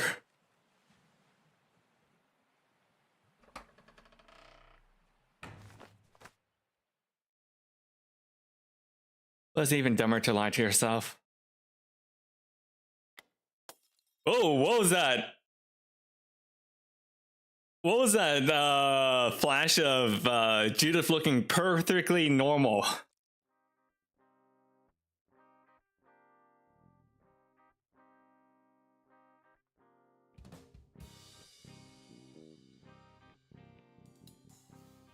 Looking A-okay. Alright. There has to be a faster way to get lucidity.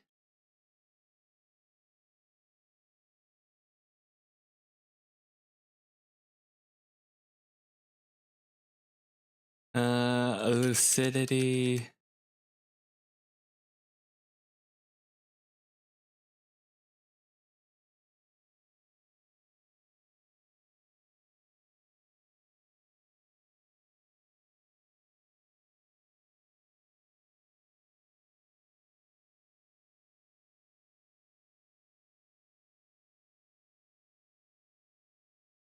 Okay, yeah, that is the lucidity thing. The ending is tied behind that one thing of lucidity.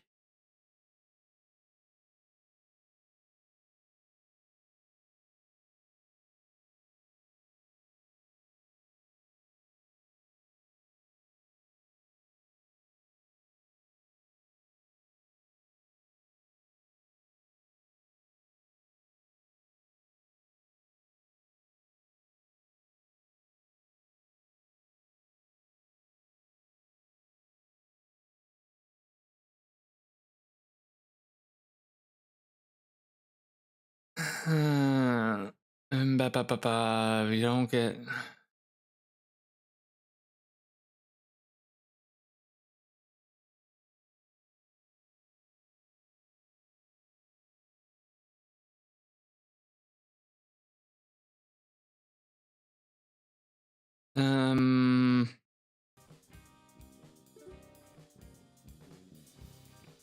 Speaking of nightmare, I saw a really like scary ass nightmare in the gallery.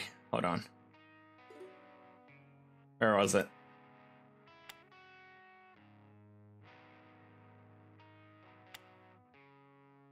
There was a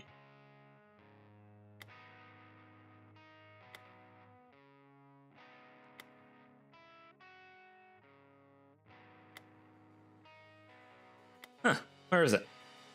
There was like a faceless Violet at one point.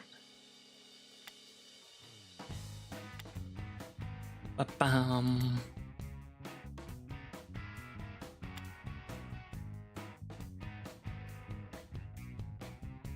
Oh, I like that muse for Andy. It's just a cyber sloth.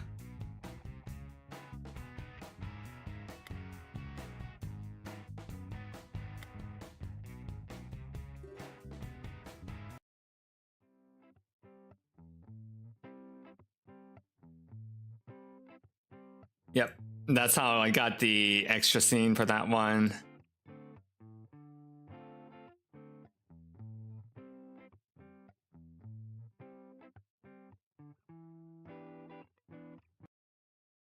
All right, how do I get the extra scene for this chapter?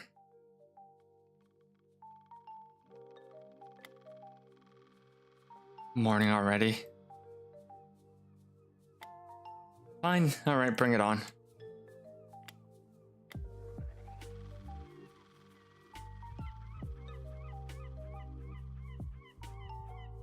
All right, enjoy dinner, Winter.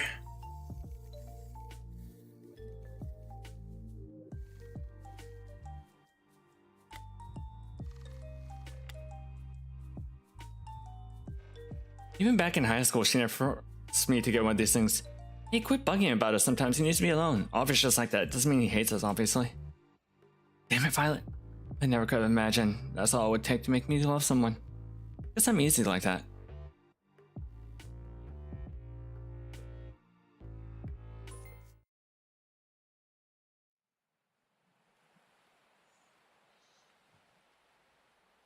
The high school, the almighty temple. Isn't this Judith's lecture on chemicals?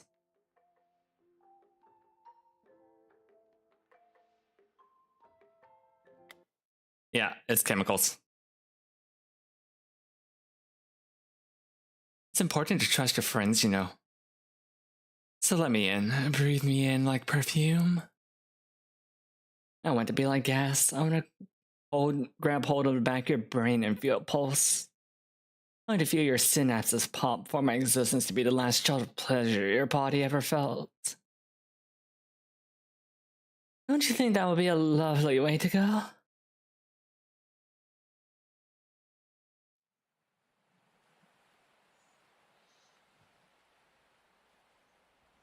Oliver, we need to talk about your views on Judith. You have some troubling thoughts about what you think Judith is like.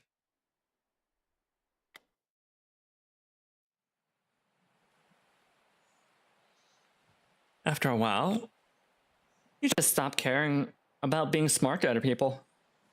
It doesn't matter what your grades are after someone sees you like that. From now on, all they see is your broken, shaking body, that one scraped brain of yours fighting against itself. There's no room left for ego after that. There's only room for what you need.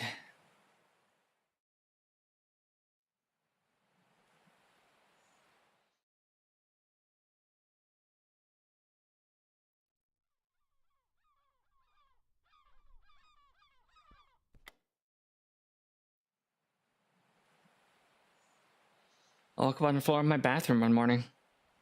Happened while I was brushing my teeth. They said I was lucky to have not choked on my own spit. They said I woke up smiling. I couldn't even remember my own name. They said I woke up smiling. So not sure how I feel about that.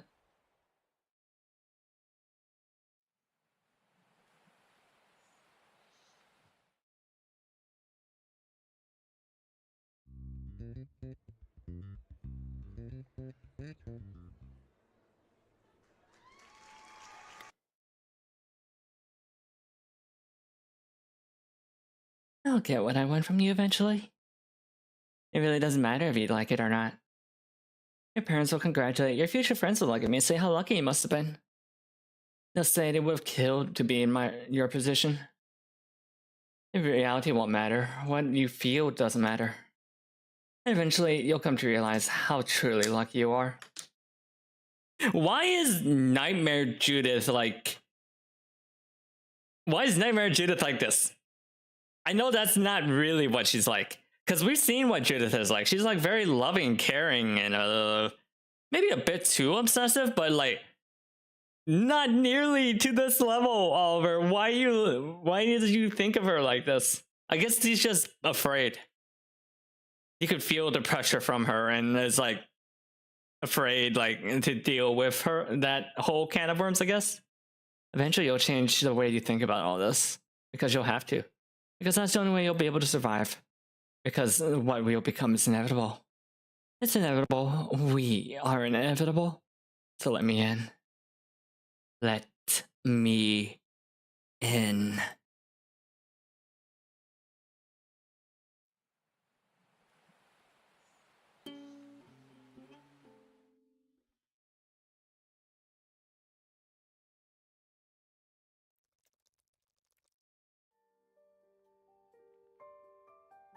Yeah, now that I think about it, that makes more sense. Oliver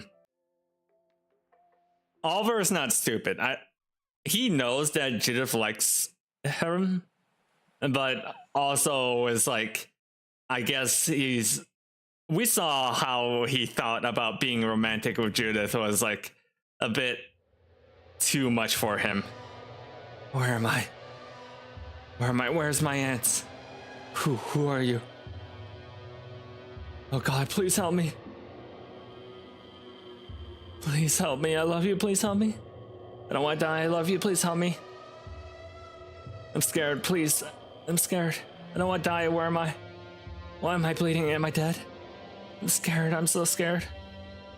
I love you. Please let me go. Please let me go. Please. I just want to leave.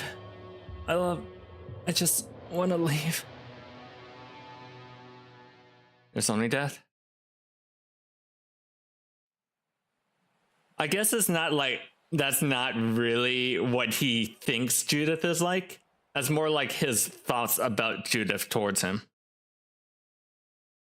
as he's going through his weird dream hell.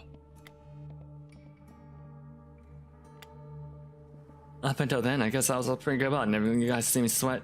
But they were just so many little gooey little bastards that day. I saw that big football one shaped and stuck in the sand.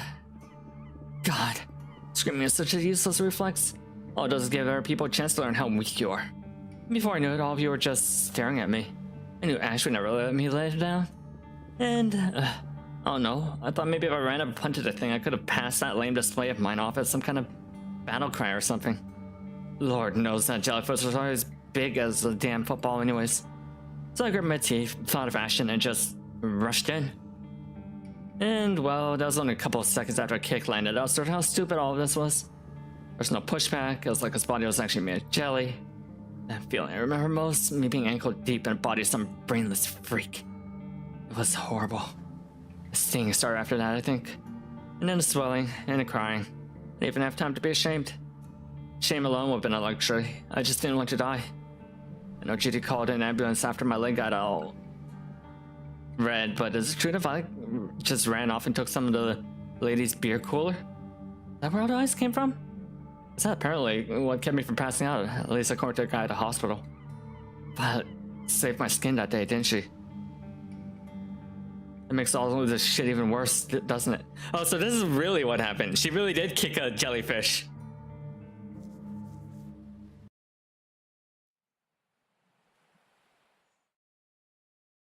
Because like the fantasy version is that they were fighting like a jellyfish siren, but reality is that she kicked the jellyfish and then Violet saved her ass by putting her leg on ice. Don't kick sea life? Yeah, leave it alone.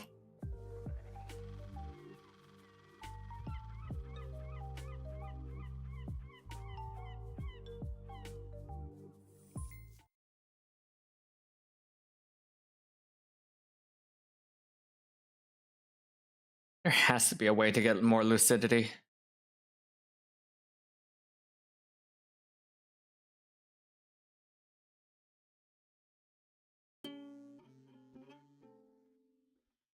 There's a lot more of these scenes that I missed.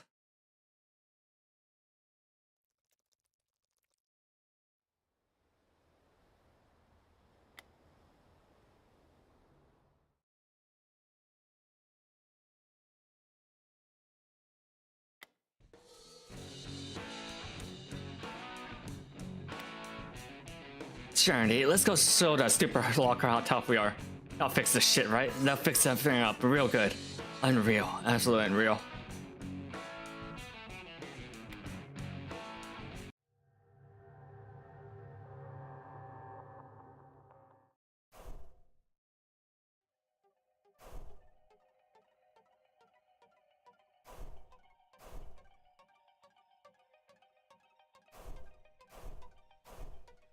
Smack, smack, smack, smack, smack, smack.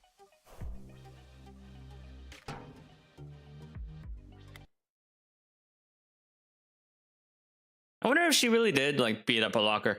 I mean, considering that it's Violet's locker, she probably did go. She probably did go ham on the locker.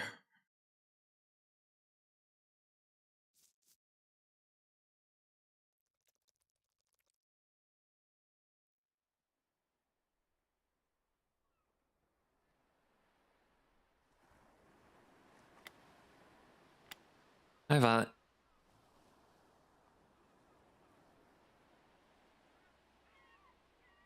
Hi, thanks for showing up. You comfortable? About as much as I can be, you.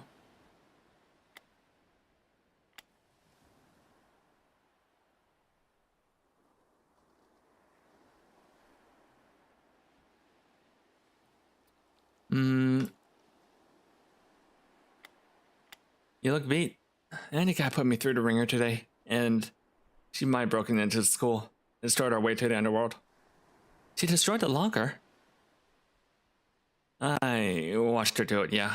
She wailed on it with a baseball bat for like 3 minutes. Interesting. You don't seem interested. It's not particularly surprising, I guess. Oh, we aren't high schools anymore. We should have destroyed that thing a long time ago. Other than Ash, Andy was probably the only one of us who had the guts to close the door on something like this for good. Honestly, good for her. You don't think it was a bad idea? Not particularly. And best to rip the bandage off for now, you know what I'm saying? But what if we ever need to go back there again?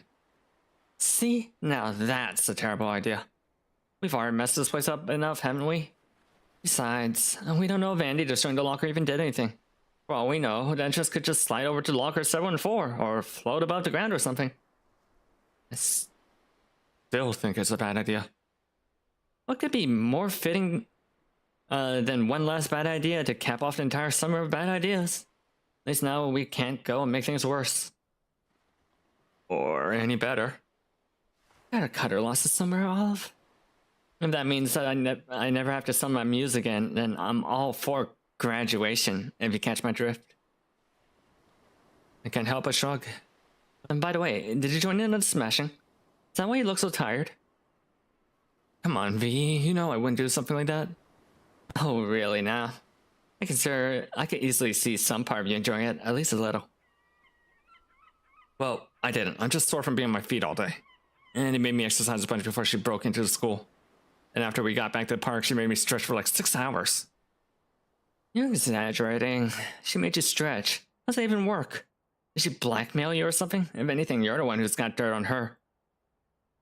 Oh, speaking of stretch and hydrate.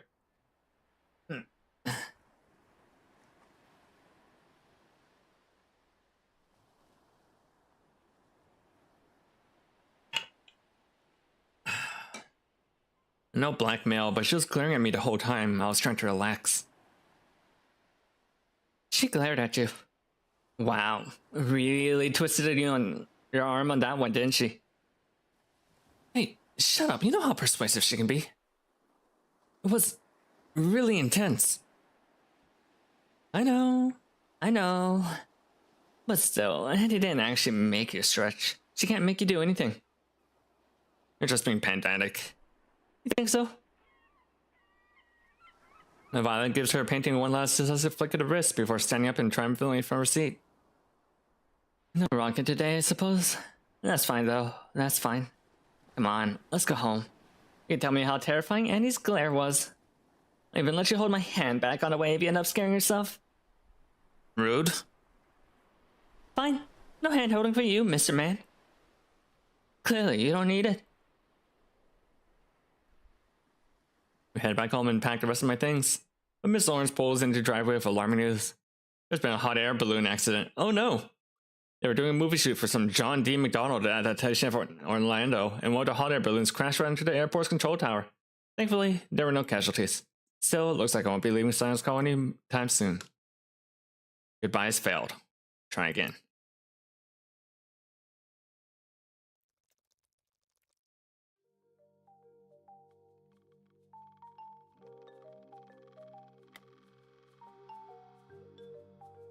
I wonder what a scene I'm missing.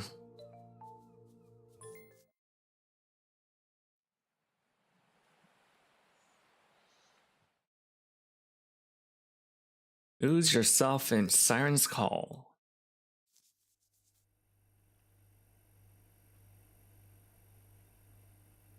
Well, that's new. This summer truly feels endless at times, doesn't it? Sure does.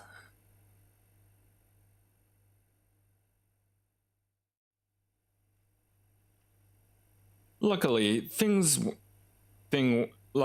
we're good at writing then, huh? Yup.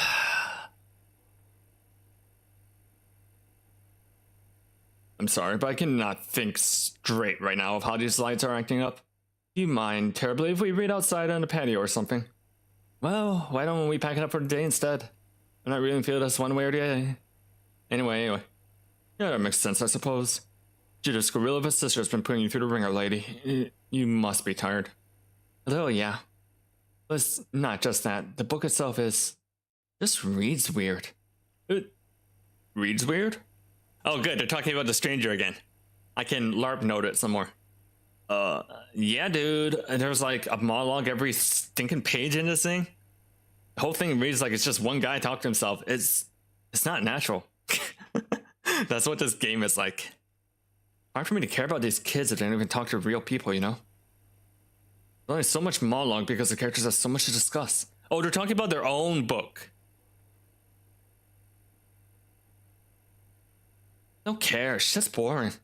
It's annoying too. These kids wouldn't have so melodramatic canned speeches if they weren't able to just be real with each other in the first place. You would blame them for, though? It's not abnormal for teenagers to lie to themselves. Unwavering honesty is quite a difficult thing to process, especially at that age. I don't really care, though. Just because something makes sense contextually doesn't mean it's entertaining. It can't all be winners of the mill. We picked some duds before, it's fine. We'll just put it back on the shelf and move on with our lives. He says that. I see. It's just... Emil pauses for a second or two before speaking again, his normally unruffled voice cracking a little in the process. This is my favorite book for a very long time. At least when I was growing up. Wait, what? He was not playing devil's advocate like he always does he? Does he actually like this schlock? I know it's not exactly fine literature or anything, but it really helped me make sense of middle school years. I have a signed copy back at my house, if you can believe it. I just thought you picked something random off this shelf today. Is that how it seemed? Figures. Of course my actions wouldn't imply as much. Oh well, it doesn't really matter, I suppose. Thank you for the honest critique, Oliver. You don't have to keep reading something like this. You're right, it's probably average at best. And why would something average be worthy of our time?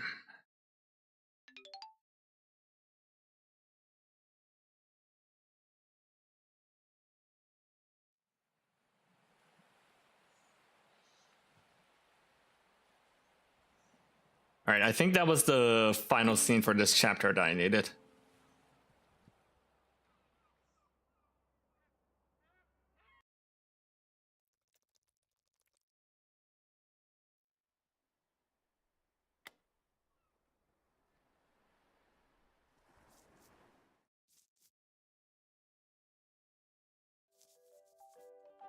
Oh yeah, we had conversations with Violet. Do you ever think we're given just a bit too much freedom here?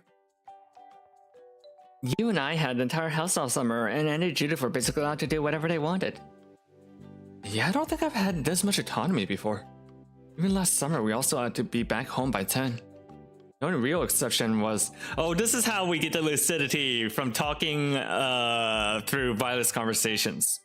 Because I remember I cut off like after 5 or 6 of them. Because she has a lot of topics to discuss. I guess this is where we get our remaining lucidity. Normally, if I ever went to go anywhere big, I had to plan out for like 3 weeks ahead of time with my folks. But this time, I don't know. It's like we could disappear for hours in the middle of the night and nobody would even notice. It's bizarre, right? There's no way any of us could have gotten away with all this nonsense otherwise. It took 3 days of being unsupervised before we all decided to be big dumb superheroes. And now everyone's brains are fried. That makes me wish we had more of a curfew. Wait, really? No, but you get my point. If even one person caught on to the crap the 6 of us were doing, that might be enough to break up our little echo chamber. Huh. Yeah, you might be right about that.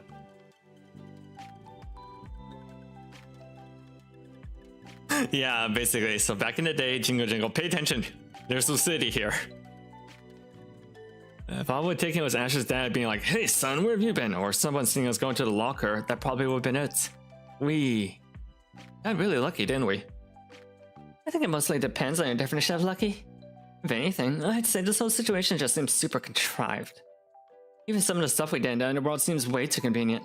Like how lucky we actually were to land in the ribcage every time we crossed over. The ribcage? That's your idea of lucky? That place was creepy as hell. But it was safe. Can you imagine if we had to start out, well, anywhere else? We would have been eaten alive. We just happened to jump into the only region of the underworld without any real threats? Now, why do you think that is? Really blame anything other than luck, I suppose. Right? Tell me, Oliver, if you were to be thrown headfirst in a dangerous adventure, what would we experience not be what we experience would not be the ideal form of progression? You have a cozy little beach town where all your needs are met, complete freedom to get yourself into as much trouble as possible, and plenty of weak monsters to kill until you got stronger. As cool as we are, the truth is, a lot of our problems would have been solved immediately by the context of our situation alone. Are you saying that somebody must set this all up? Like some sort of video game or bad fiction novel? No, I'm only asking if you could imagine a more ideal set of circumstances.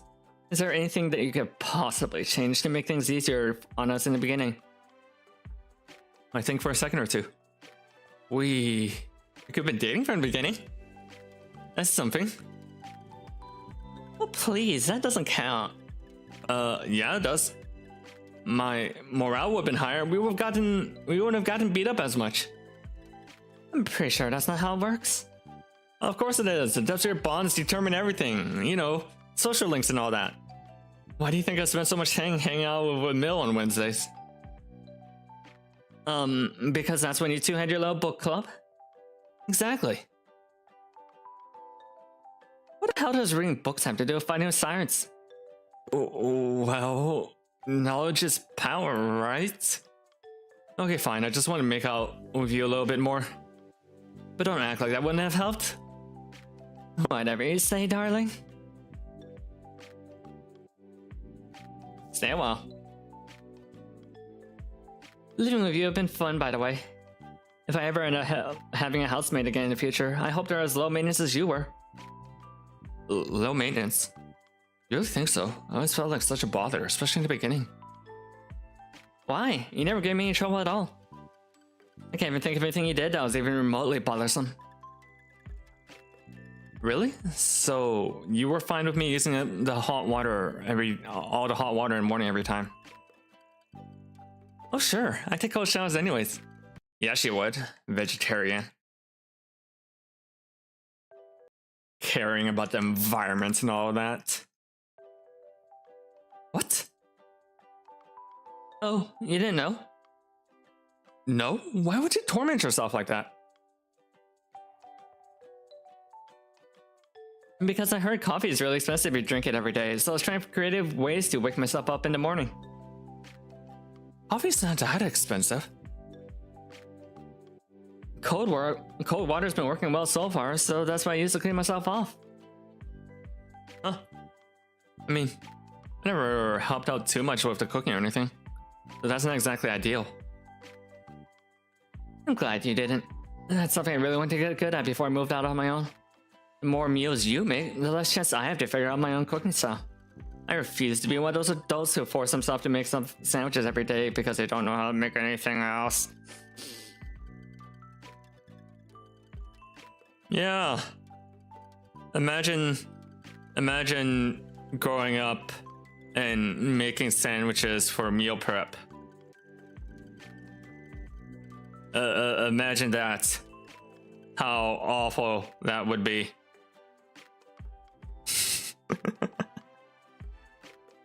Besides, you always did the dishes anyway, so it's fine. Dishes are easy. You also took out the trash a bunch. Trash is easy too. All you gotta do is drag a bag or two down the street corner. It's not rocket science. I can't stand easy, or smelly for that matter. So that works out too. Wow, I thought you were just being polite, but my lifestyle never really bothered you much. Nope. No matter what negative image you may or may not have had on yourself, reality is everything about having you around just sort of worked out. I don't think living together with someone else is ever going to be discomfort for me again, so to be completely honest. There's a noticeable dip in tone of Violet's voice as she says the last part. So, you feel it too then? How living together was way easier than it should have been.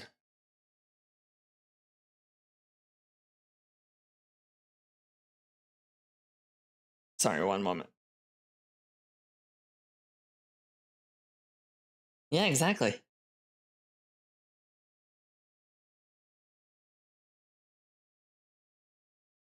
Okay, there we go. It was almost too perfect, right? You think there would have been some sticking point, but there never was. It's a little disconcerting, like being given a gift from someone you don't even know.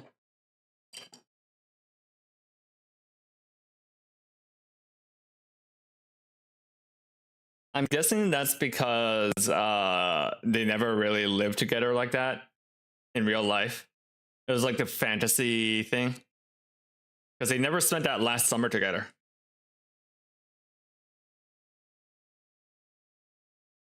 I can't stop thinking about how some couples probably stay together forever because of this hypnotic, cozy atmosphere. That feeling of comfort is so powerful, like some kind of airborne parasite. I even thought about proposing to you, just because I didn't want to lose it. Oh, wait, back up. You were going to propose to me? I might have. I was like halfway to a jewelry store before I realized I was in some kind of trance. Holy shit. I can't. Wow, that's a lot to process. I mean, I would have definitely said yes, but I'm bummed I never got a chance to. Please don't feel that way, Oliver. Making a commitment like that with you just to secure some vague domestic feeling would have been a terrible idea. It's not like that would have been the only reason. Because you still love me, right? Of course. You're my favorite person in the whole planet. I love you dearly. I tried to understand. I wasn't even thinking about love at that moment.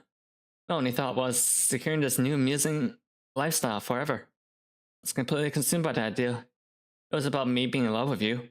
It wasn't even about you, really. It was about security. I only wanted to be comfortable to feed that feeling, that thing that was feeding on me. Even knowing all that, I will said yes. I know. That's the problem. Problem? V, the love we still have is still there. And that's the only thing that still matters.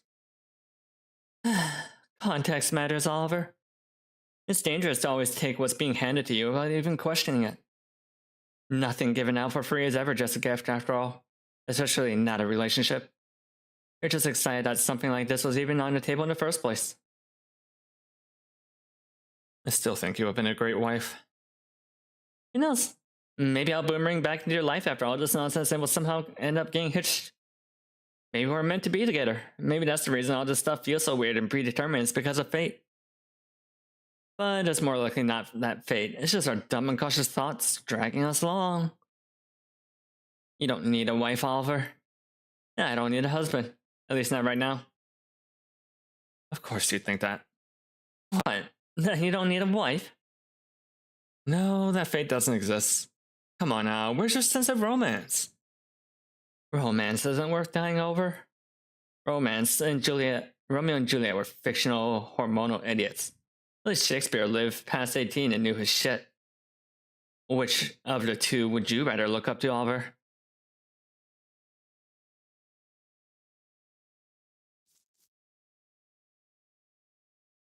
How often do you stay up late, Oliver? Huh? Sometimes I wake up in the middle of the night and go pee or something, and you'd be working on stuff in the living room.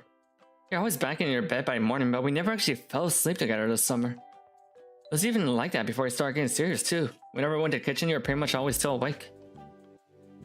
Is that bad? It's just something interesting I noticed while we were living together. Any reason you're always to why you're such a night owl, Oliver? It shouldn't be hard for me to answer, but I still don't want her to get the wrong idea. I'm probably gonna sound like a sociopath for saying this, but nights are probably the only time when nobody expects anything from me. Even if they aren't necessarily asleep, people just kind of leave you alone at night. Like those times when you go to the bathroom, for example. You would look over at me, but never actually said anything while I was working.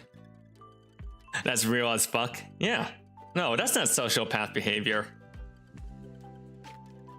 Of course, you were burning a midnight oil. I could see you were busy. Exactly. You were probably thinking something like, well, you're staying up this late. You must be doing something important. But I was never working on anything that actually mattered. Not really. I just wanted some time to recharge. Because people don't really leave me alone during the day. When the sun is up, it's like everyone I know wants a piece of me. It's exhausting. It makes me feel like a commodity, like I'm nothing more than spice that people add to their otherwise bland life. But late at night, the only thing that most people are hungry for is sleep. The dawn is my enemy! So I can finally be alone with my thoughts. Probably selfish of me, but things are just so quiet at night. It's the only time I'm able to think straight. That's probably why we never really went to bed together much. No, that makes me a shitty boyfriend, but I don't want you to think that my bad habits have anything to do with you. It's more like people in general, I guess. Don't worry, I'm not that self-conscious. I had a feeling of something like that, considering how everyone we know kind of places you in the center of their lives without second thought. So what do you think about that then? What keeps you up at night, Oliver? It really depends. Sometimes it's you, sometimes it's a conversation I had with someone earlier in the day. But on amazing nights, it's nothing at all. No static on the brain, no obligations. Just liberating, invincible silence. Alright.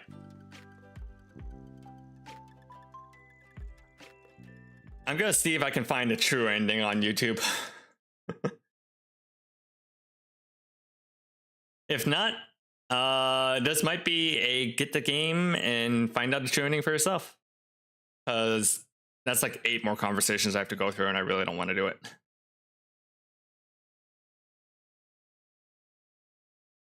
Like, it's interesting,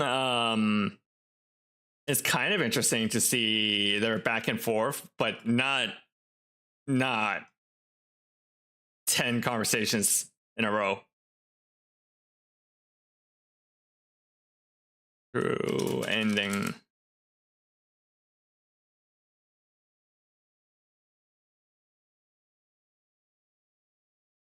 Nope, it's not. Okay.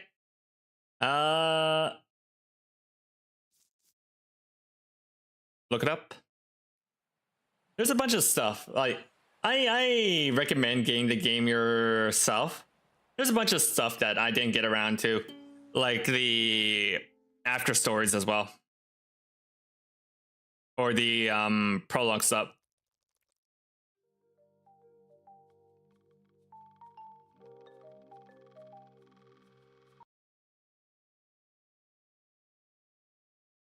I mean, we skipped Florida at the end.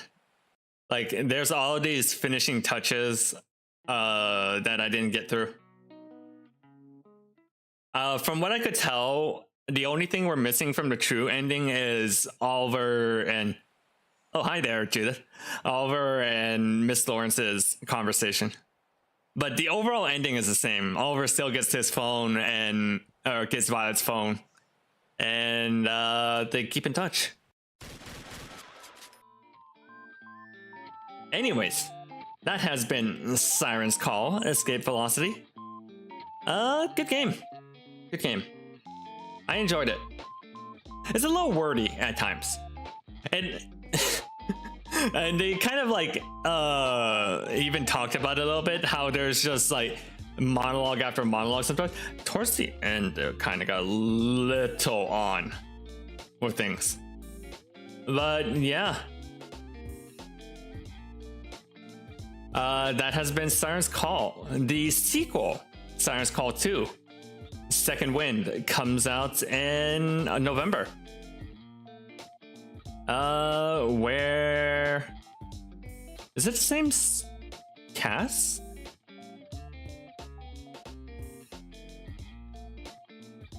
It is the same cast. Kind of. There's some new people.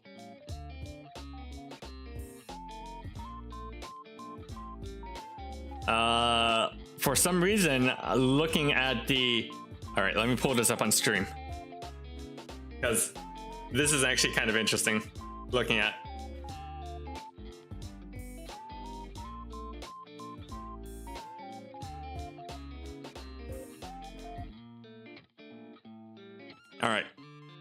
Siren's Call Second Wind. Right above you. Night breezes seem to whisper. Why is there a new girl? Birds singing in the sycamore And why is tree. Andy in a wedding dress? A little dream of me. Say a male. nighty night and kiss me. Just hold me Andy? tight and Question mark. tell me, miss me. Andy transitions. She was already a girl. What do you mean she goes from tomboy to a girl? You shouldn't be there. You shouldn't be there. Is that Violet? Siren's Call? Super lesbian now. Coming sooner than you think. Fly high, little butterfly. Something is trying to clip your wings. Oh, hey, there's a demo. We'll play the demo as it gets closer to release. Just to remind ourselves.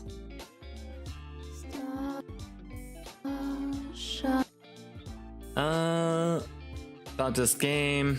Story. The sun shining on Siren's Call has disappeared and has placed a hungry, inexplicable black hole. Every one of us should be dead, but we're not. Ruth. Best friend? Ruth? Who the fuck is Ruth?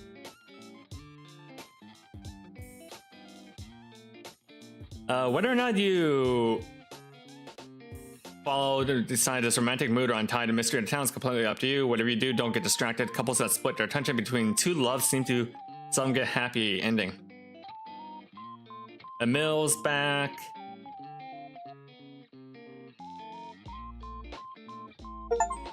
Unlike her more popular twin sister, Angelica has never had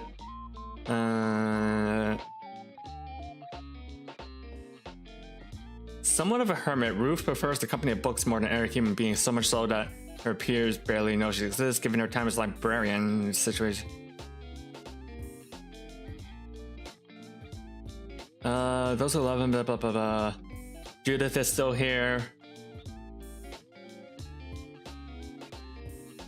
Ashton.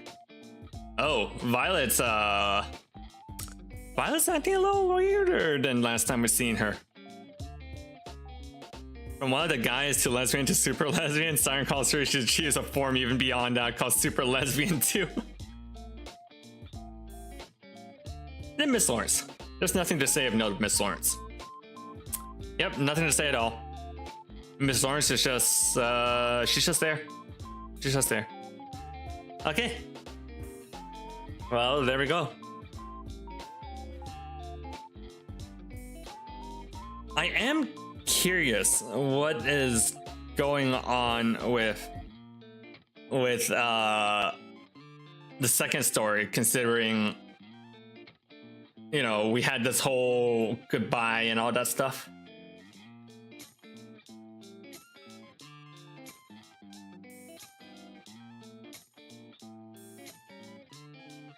Miss Orange just says there for hag lovers. True. True. Anyways, that's it for Siren's Call. Upcoming stuff. I'm gonna be real. I really want to play Splatoon. So, I'm sorry, Pokemon. I'm gonna be playing Splatoon instead. More Splatoon tomorrow. Besides that, Stranger of Paradise with Rika on Monday. I might move my Friday streams to Thursday. If only so that won't be interfering with other people's streams as much schedule-wise. That's about it. Okay. Let's find someone to raid. Wait. Lasso's playing Crow Country. That is on the list as a survival horror game. So I'll send you all over to Lasso. Okay, have a good afternoon, everyone. Thank you for stopping by with me on Siren's Call. Thank you, Hugs, for stopping by, and also Ocean's Fan, and Donna's, and Winter, and Hector Setcher, and anyone else who popped by, and oh yes, and Noseki, and Vampy, and anyone who was lurking in the background. Also, thank you for stopping by. I appreciate it. Have a good afternoon, everyone. Enjoy the rest of your Saturday. Bye.